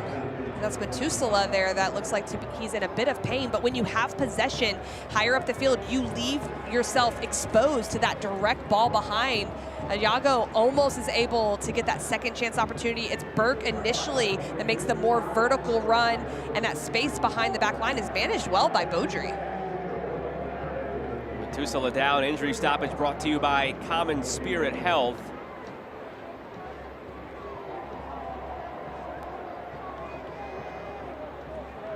Beaudry again hasn't had a lot to do, but when called upon, 2 saves, he's made them. It's the same 2 saves he had in that 1-0 win over Birmingham. It was his debut for the Switchbacks in his loan from the Rapids. As of now, would be a carbon copy. A 2-save clean sheet and 3 big points for his new club. Not done yet. I'm really interested to see what the coaching staff here is telling Micheletto, because anytime you're bringing out the tactics board or you're writing something down, it's a little bit of a tactical shift defensively to thwart usually what's going on, because they don't need the 3rd goal. They need to make sure that they just see this one out. So we'll see how they come out if it looks a little bit different. Give them a 3rd home win this season. Had a good conversation with James Chambers about that home form, and he didn't really want to read too much into it. He knows it's been a fortress. The guys know it's been a fortress, but at some point the conversations ring hollow. The quote that he kept saying as we had a chance to pick his brain this week is just, we need to stop talking about it and actually start doing it. They know exactly where some of the issues have been, what exactly has cost them points this season, but they still haven't been able to fix that. The home field advantage, you see the fans enjoying it here, the altitude, everything factors in. They were 10-4-3 at home last year, and that's before you factor in the playoff run where they tacked on another 4 home wins. So all in all last year, 14-4-3 in USL play at home. This year, 2-2-2. There's a good and a bad in that. They haven't capitalized on their home form yet, but they've only played 6 home games, and there's only 14 left coming into tonight. Entering tonight, 9 of their final 14 games were at home, so everything is there in front of this group to go on and make a similar run as they did last year right around this time. Well, if you're going to be in the position they're in and you look forward to a schedule, that's what you want to see. You want to see that majority of games being at home, where you like to play, where you feel comfortable, and you can use that as a catalyst to get going. What I really like and what's refreshing to me about James Chambers and talking to him is that he's got a great personality, he's a lot of fun, but he also is straight to the point. He says, no, we are in last coming into this game, and we have to realize that, and we have to accept it, and let's change it. And here's what's ahead. It's at Oakland next week, another team right around that playoff line, and then they host Orange County. That's a massive 6-point swing there. All these coming in the Western Conference, these next 5, 2 of the next 3 on the road. But then that's when that stretch of home games begins. Home versus Tulsa, home versus Monterey Bay, and beyond that, it's 1 more road game against Tampa Bay, then the big stretch, 4 in a row at home. Sacramento, New Mexico, Hartford, San Antonio. 4 games in a row at home. That's where they need to really beef up their point total. Well, I want to point out that Oakland Roots game as well, because they're coming into really good form since Benny Feilhaber took over in early June. And so that's going to be a tough one, and especially being on the road. But like you said, those 4 straight at home, that could be the turning point. Yellow to Akeem Ward, spotted by the assistant referee. It appeared as Forster Iago went down.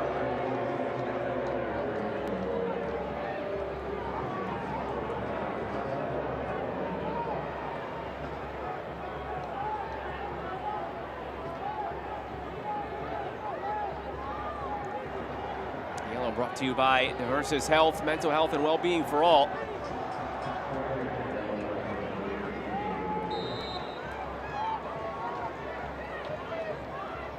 Long throw, doesn't find an orange jersey.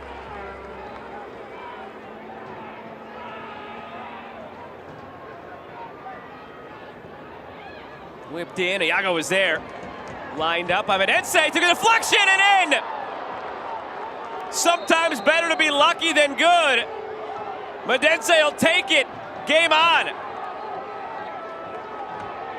Wow, and this is so interesting because it's a recycled set piece. You have to count that throw in as a set piece with the distance that Burke gets on it. And I tell you what, Beaudry almost gets to this shot. A deflected shot is one of the hardest things to save. They start to go a little bit more direct. It comes out to Medense. He just takes the opportunity. Unfortunate on Johnson going off his back. He turns though. You don't want to turn in that moment away. You want to go out, keep your hands down behind your back. Makes it hard on Beaudry, but give Medense credit. He puts it on frame and he's rewarded. I think the official score will give him the benefit of the doubt on that one. The rule of thumb is if it's going off target, it's an own goal. If it's going on target, it's a goal. I don't think that would have got, I think that was going to go wide if it wasn't touched. But when you strike it at that pace, you deserve the benefit of the doubt. And you create a little bit of your own luck. So we'll wait and see what they officially call it. If it stands, it'll be Medense's first goal in USL Championship with Lexington.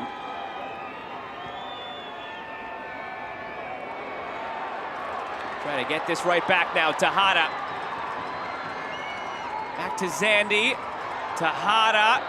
And it's brought back for the original foul on Zandy. Some housekeeping. Rocha picked up a yellow after the goal was scored. Brought to you by Diversis Health. Mental health and well-being for all.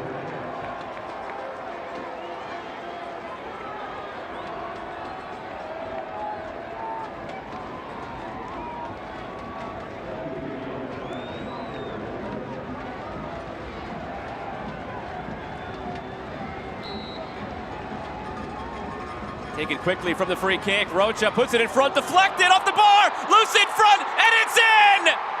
It hit the bar, it was shot by Mahoney, it deflected off the keeper, and the Switchbacks restore the 2-goal lead.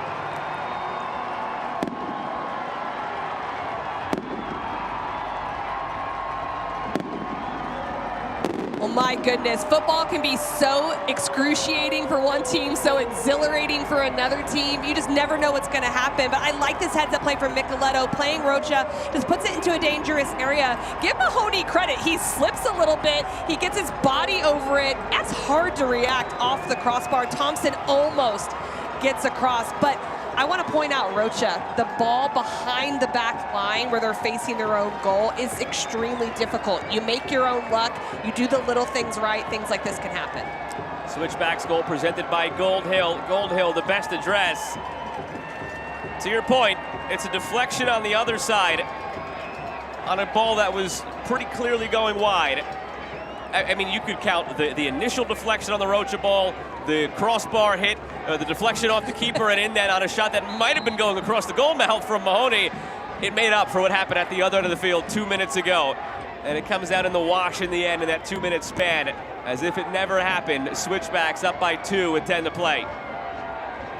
And maybe looking for more. Johnson. Heuerman. Sunbelt Rentals, local hustle, national muscle.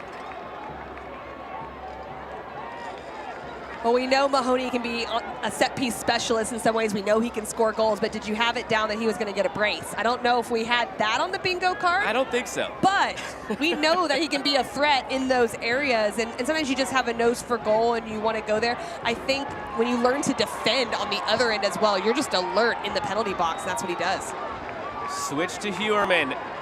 Levante Johnson near the penalty spot. Hewerman wants to get to his left foot if he can. There he goes, lays it off, nobody there.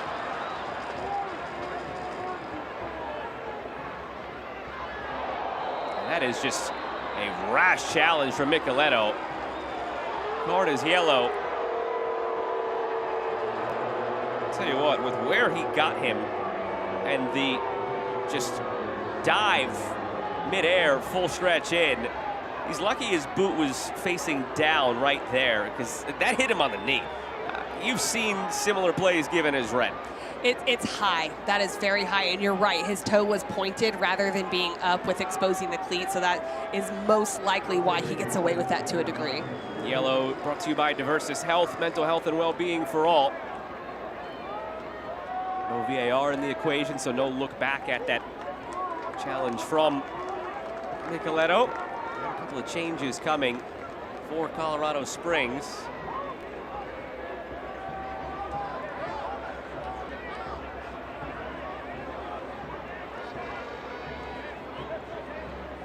Injury stoppage brought to you by Common Spirit Health. Hewerman gingerly walking off. Well, if you look at bigger picture here for the Switchbacks, you get a great goal in the run of play. You get 2 set-piece goals, very different set-piece goals. And yes, they do give up a goal, but they have been quite stingy defensively. I think as a coaching staff, you're looking at results, of course, and you want to get this 3 points and secure it, but you have to be happy with some of the steps they've taken to show some variety, some unpredictability, but also some of that discipline they need from a defensive standpoint as well if they want to continue to progress.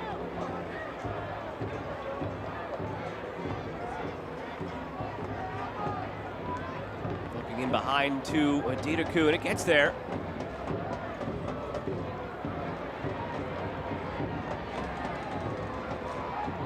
Again tonight has really come down to efficiency. Both sides with 7 shots, 5 on target to 3 in favor of the Switchbacks. And here they go again. Micheletto pulling the strings, through for Tejada. Juan Tejada cutting in. Juan Tejada saved by Brooks Thompson. And that was difficult. He had to deal with a screening Micheletto darting through to that near post. There's a lot of players in front. It was a 4v3 transition moment, and it highlights the change that was made was putting Tejada off that left side and Levante Johnson more in that 9 role from a defensive standpoint. But it was a good attacking transition moment that turned into an opportunity. We were talking earlier about that actually, Joe, of just go when it makes sense. That's the exact moment I was talking about. You don't need to possess. That's a clear opportunity to transition to attack. Here come 2 changes. That'll be all for Hewerman as well as Zach Zandy. All subs brought to you by UCCS, where nursing careers start. Hewerman scored the opening goal, will no longer go down as the winner. The winning goal would currently belong to Matt Mahoney. But for Hewerman, it was his first in the regular season after he scored 2 last match in the Jägermeister Cup. He's replaced by Anthony Fontana. That has to feel good for Hewerman, because even though you scored that brace in Jägermeister Cup, you're thinking, I got to get that regular season goal. You want to make sure you get that off your back as well, and he did that tonight. Brennan Creek makes a cameo here in the closing moments as well for Zach Zandy.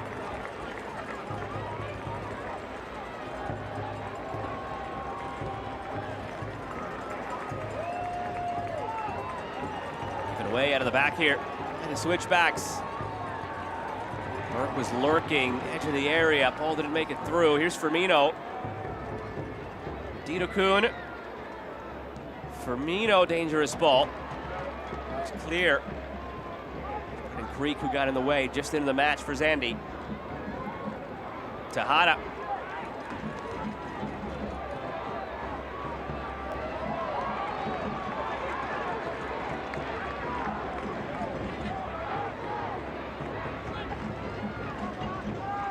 I love seeing moments like this because Tejada's actually gone into a holding mid-roll with Echeverria. That's your 9 that started the game. You don't see that very often. It speaks to the veteran ability that he has, his work rate, and understanding different positions, because at the end of the day, you're still trying to preserve a lead, and you're putting your starting center forward in a position that's very important. Looks like that's wore down after that challenge in the wide space, just getting clipped in that moment, as Lexington, of course, is trying to press to see if they can make this into a game.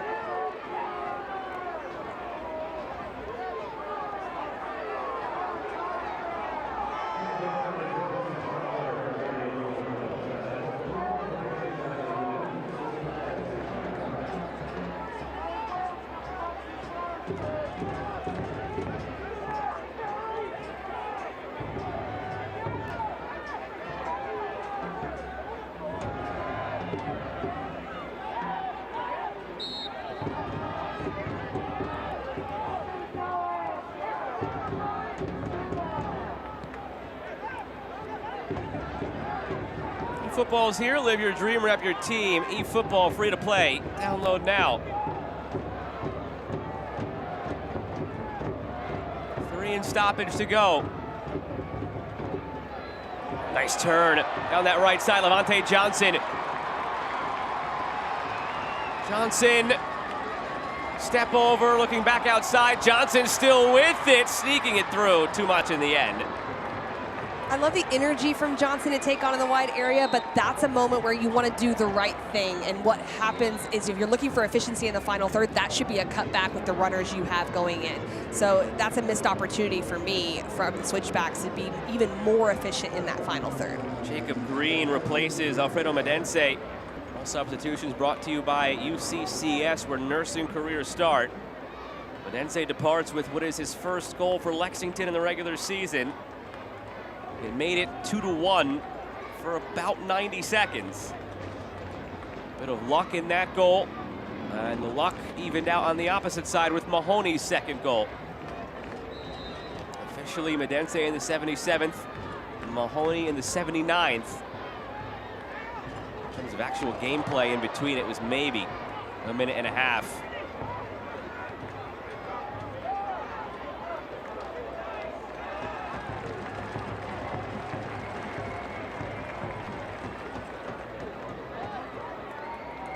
Talked about what's next for Colorado Springs. For Lexington, it's a home game against Phoenix, and then at San Antonio, home Oakland, at Vegas to end August. Alternating home and road. They've been solid at home. It's a difficult road match against San Antonio. Well, it's always difficult to go on the road in this league. They have to be looking at that road game against Vegas to end August as probably a must-win. We're going to start using that phrase, I think, a little bit now this time of year. It's pretty taboo before you get to the halfway mark. I think it's fair game now. You start to look at games on the schedule in a USL where the parity is greater than ever. Vegas is the team that is reeling the most of any in the league right now. That's one that Lexington will have to have over the next couple of weeks.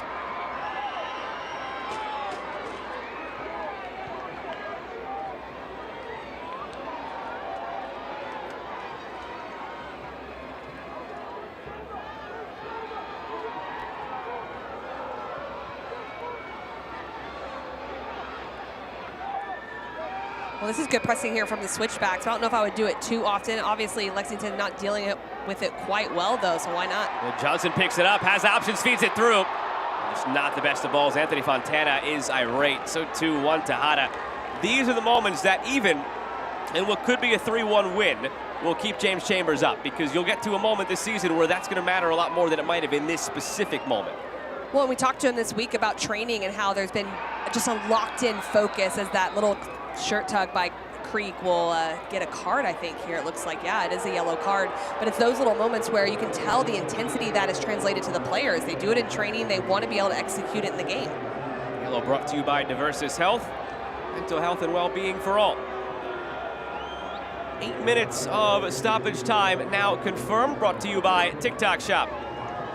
Well, if we rewind back to that last opportunity, I understand the frustration from Fontana. There could be better technical execution from Johnson finding his feet, but Fontana could also leave his feet to try to finish that. So there's some shared responsibility in those moments, but you'd like to see the intensity of the players that we're up 3-1, it still matters. Like you said, it still matters, and that's a good sign when you're looking at your personnel.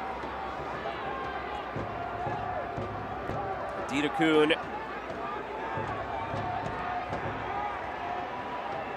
Hafferty.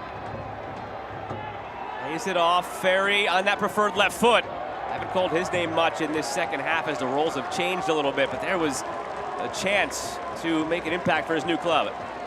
He hasn't been as much a part of the possession just by the nature of how Lexington's approached the second half. They had Firmino a little higher in the 10 role. He's more in the single pivot, Ferry, and they really relied on their pressing shape to start their attack and gain their possession higher. So he's played the role needed, but it just hasn't been on the ball quite as much.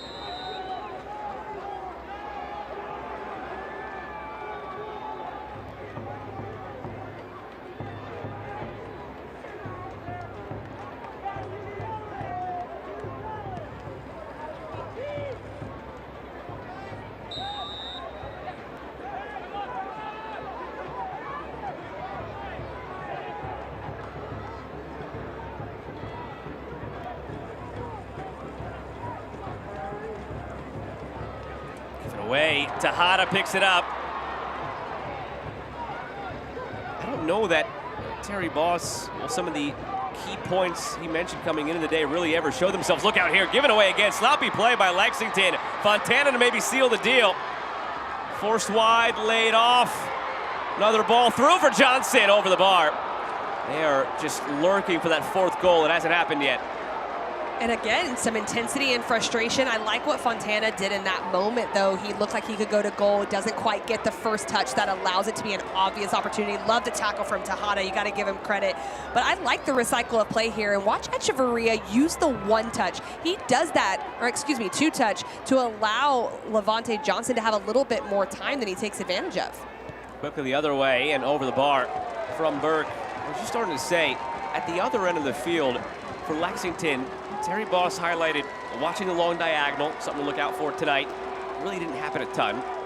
And also spotlighted just versus how the last time these teams met when, and the yellow shown to Beaudry here, he wanted to make sure it wasn't as open because the game got too open for him last time. He felt they could have lost it because of that. They've kept it tight. They've minded those long diagonals, which really undone them tonight. It's just a set-piece defending. 2 of the goals on set pieces and some sloppiness at the back that could have maybe yielded a 4th or a 5th for the Switchbacks. That was their Achilles heel tonight.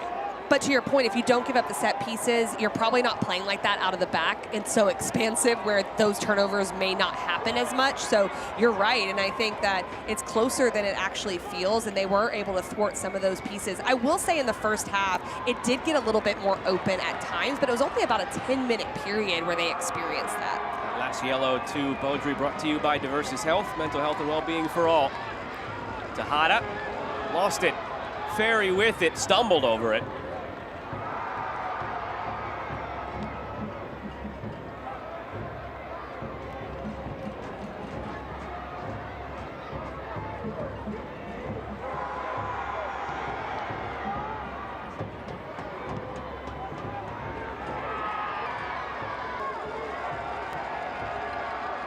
Halfway through stoppage time.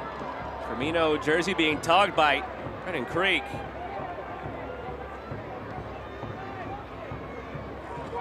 Creek's already on a yellow. Remember, he subbed in not too long ago. That could have very easily been a second yellow for a tactical foul. And as a shoulder through for McKee Ward, who is also on a yellow. Want another set-piece opportunity right here. And I'll tell you what, I like the pairing of Iago and Burke up top. It's a different type of pairing. It's a bit more vertical. And for a team that wants to possess, it does have you go away from that a little bit, but they've looked more dangerous with Hafferty off this right side and those two players up top together in the second half. Tyler Clegg, the center back, subbing on for Juan Tejada. Center back for a striker with 3 minutes to go and a 2-goal lead right now for the Switchbacks. I would say that's probably prudent. It makes sense. And I did mention it earlier, Tejada was pretty far back there for a little while with the substitutions that were made. And he did a pretty good job besides being dispossessed on that last sequence of play, but a good performance. Makes sense for Clegg to come in this moment. So brought to you by UCCS, where nursing careers start. Dita Kuhn delivering, comes through and skied. That's really been the story of the evening. Really never got going in this game, Iago, as you alluded to a moment ago. They haven't found him with the service. He hasn't really created for himself. Opportunities few and far between, and the ones that have existed have turned out like that. There's been more opportunities, which is what we were begging for after the first half, so credit Lexington on that. But the efficiency piece that we put on Colorado Springs, and rightfully so, based on what's happened throughout the season, is really Lexington's Achilles heel tonight, where they've had the opportunities, but just certain things like that, where strike it across frame, force a save, keep it low, those moments just aren't happening for them, and you're not going to get a lot of efficiency if you don't do those details. Wise there of Akeem Ward to just watch that one out. Every second counts here.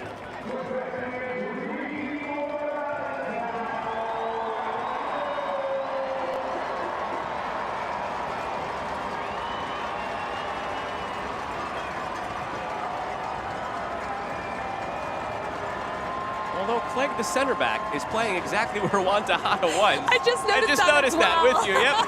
I had to do a double take. We had the light bulb come on at the same time, didn't we? Hold on a second. Like, what's happening here? We just built up this center back for striker sub as prudent for James Chambers, and instead, he throws the center back up top. When you look at midfield positions, when you put a player in, someone leans more percentage to defending, some people lean more percentage to attacking. Me, I was like 70% attack, 30% defend. I think he's going with a 70% plus defender mentality, just a bit higher up the field. A little bit higher. Just a tad. A little bit. Just about a tad. 50 yards higher up I would the have field. thought maybe Echeverria would have gone up a little higher and he could have even just been into a holding mid-roll, but throwing us for a loop there. I'll have to ask him about it in the coming week. I have them again next week against Oakland, so looking forward to that chat with what should be a happier James Chambers. Although I shouldn't say that because he's always happy-go-lucky in our conversations. That's true. That's true. The benefit of the doubt, I suppose, in this moment for a team who's just looking to clear the ball forward, it's a big body in Clegg, a big body center back.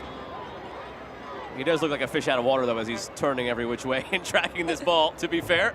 But it's not going to matter at this point. 20 seconds of the 8 minutes remaining and a 2-goal lead for the Switchbacks. Well, and he did just score a goal from distance in the Jaeger Cup, so let's give him a little bit of credit. It was a great goal, finding himself higher up the field and a great strike, so you never know. He might be looking to replicate. As the center back who finally scores and then pleads with coach. Coach, I'm a striker. I'm a striker. I got this. Tale as old as time. And there's the whistle to make it official. Colorado Springs continue to look rejuvenated after that 2-week break they had in July. Back-to-back regular season wins, 3 straight in all competitions, and you can see how fired up their head coach is about it. And he should be. The efficiency in the final third, which is what they've really been searching for, it happened. It was a great goal in the run of play, also scoring on set pieces, so the variety in attack for the Switchbacks, very good. And it was their star man, their center back, their bedrock piece, who is tonight's man of the match, brought to you by Groom Transportation. Groom Airport Shuttle providing stress-free transportation between Colorado Springs and DIA.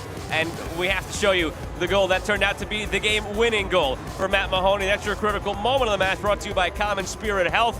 It gave them, at the time, a 2-0 lead. It turned out to be the winner. Well, I love watching him before the ball gets played. Both hands in the air. Play me the ball. I want this. He sneaks right in behind. It's a textbook finish to the back post area and had a great game all around, but then caps it off with the 2 goals. Yeah, that's the winning goal. He would supply the insurance goal as well. Final score brought to you by Amentum. It is a 3-1 win for the Switchbacks over Lexington. We're back in a moment to wrap things up from Widener Field. Injured in a crash? Get McDivitt and you get a firm dedicated to every single detail of your case. We have the knowledge and resources to investigate the crash and your insurance company's small print. Details matter. That's why we dive deep into every aspect of your case. This gives us the firepower we need to make the insurance company pay you the money you deserve. We never ask you to pay a penny until we get you max money for your injuries. Online at McDivittLaw.com. McDivitt. The moment you call McDivitt, an action plan is put into place right away to get you the help you need. Each case and each client is different, with different needs and solutions. Your attorney and team immediately investigates every aspect of your crash and injuries. We track down all the paperwork and deal directly with the insurance company for you. We keep you in the loop every step of the way, fighting to get you max money for your injuries. And you never pay us a dime until we get money for you. McDivitt.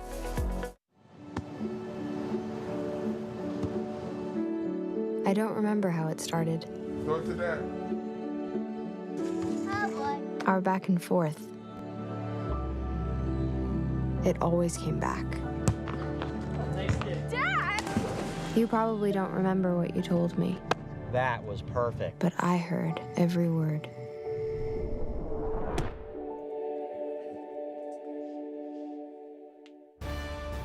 Three-1 win, mostly because of that man, Matt Mahoney, with 2 goals of his own. Final score brought to you by Amentum. 3 goals to celebrate the 3 points this evening for the Switchbacks.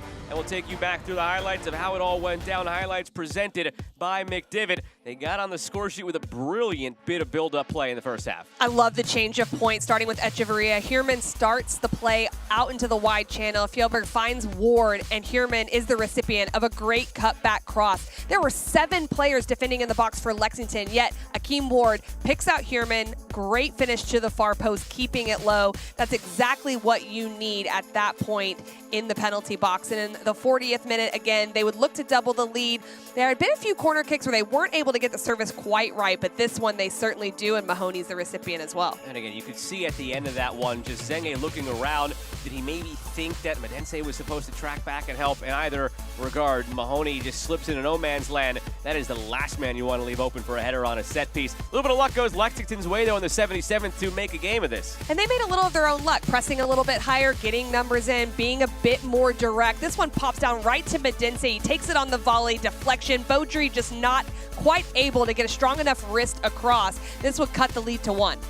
The luck, though, cuts both ways because about 2 game minutes later, about really 60 real live seconds of game play later, this happened at the other end for the Switchbacks. Not very alert defending off that far side. Rocha plays it across, and again, that's your center back, Mahoney, set piece specialist on the evening. Gets it down, gets it on frame. When you do the right little things with details, sometimes it goes your way, and for that one it does. Don't know that we would have picked him for a brace, but a brace is what he will celebrate tonight. Full-time stats presented by Groom Transportation really tell the story that I think we saw. Lexington controlled the game. Switchbacks were just way more efficient with their opportunities. Switchbacks did get back a little bit of that possession, but not a whole lot. They were able to control it out of possession as well. The efficiency was definitely on the side of the Switchbacks this evening. 6 out of their 9 shots on frame. Didn't really have to generate a lot of attack in the second half. For Lexington, that lack of efficiency in the final third, only 3 out of 10 being on frame, really hurt their chances this evening. 5-match unbeaten run comes to an end for Lexington. They lick their wounds and host Phoenix next week. On the other side, Colorado Springs looking to keep the good times rolling now. 3 straight wins in all competitions. They visit Oakland next week. Final score brought to you by Amentum. It's a 3-1 win for the Switchbacks. For the crew that makes this possible, my broadcast partner Casey White, I'm Joe Malva saying so long for now. The reigning champions picked it up right around this time last year. Is this a sign of things to come? We'll have to wait and see. Switchbacks 3, Lexington 1. Good night, everybody.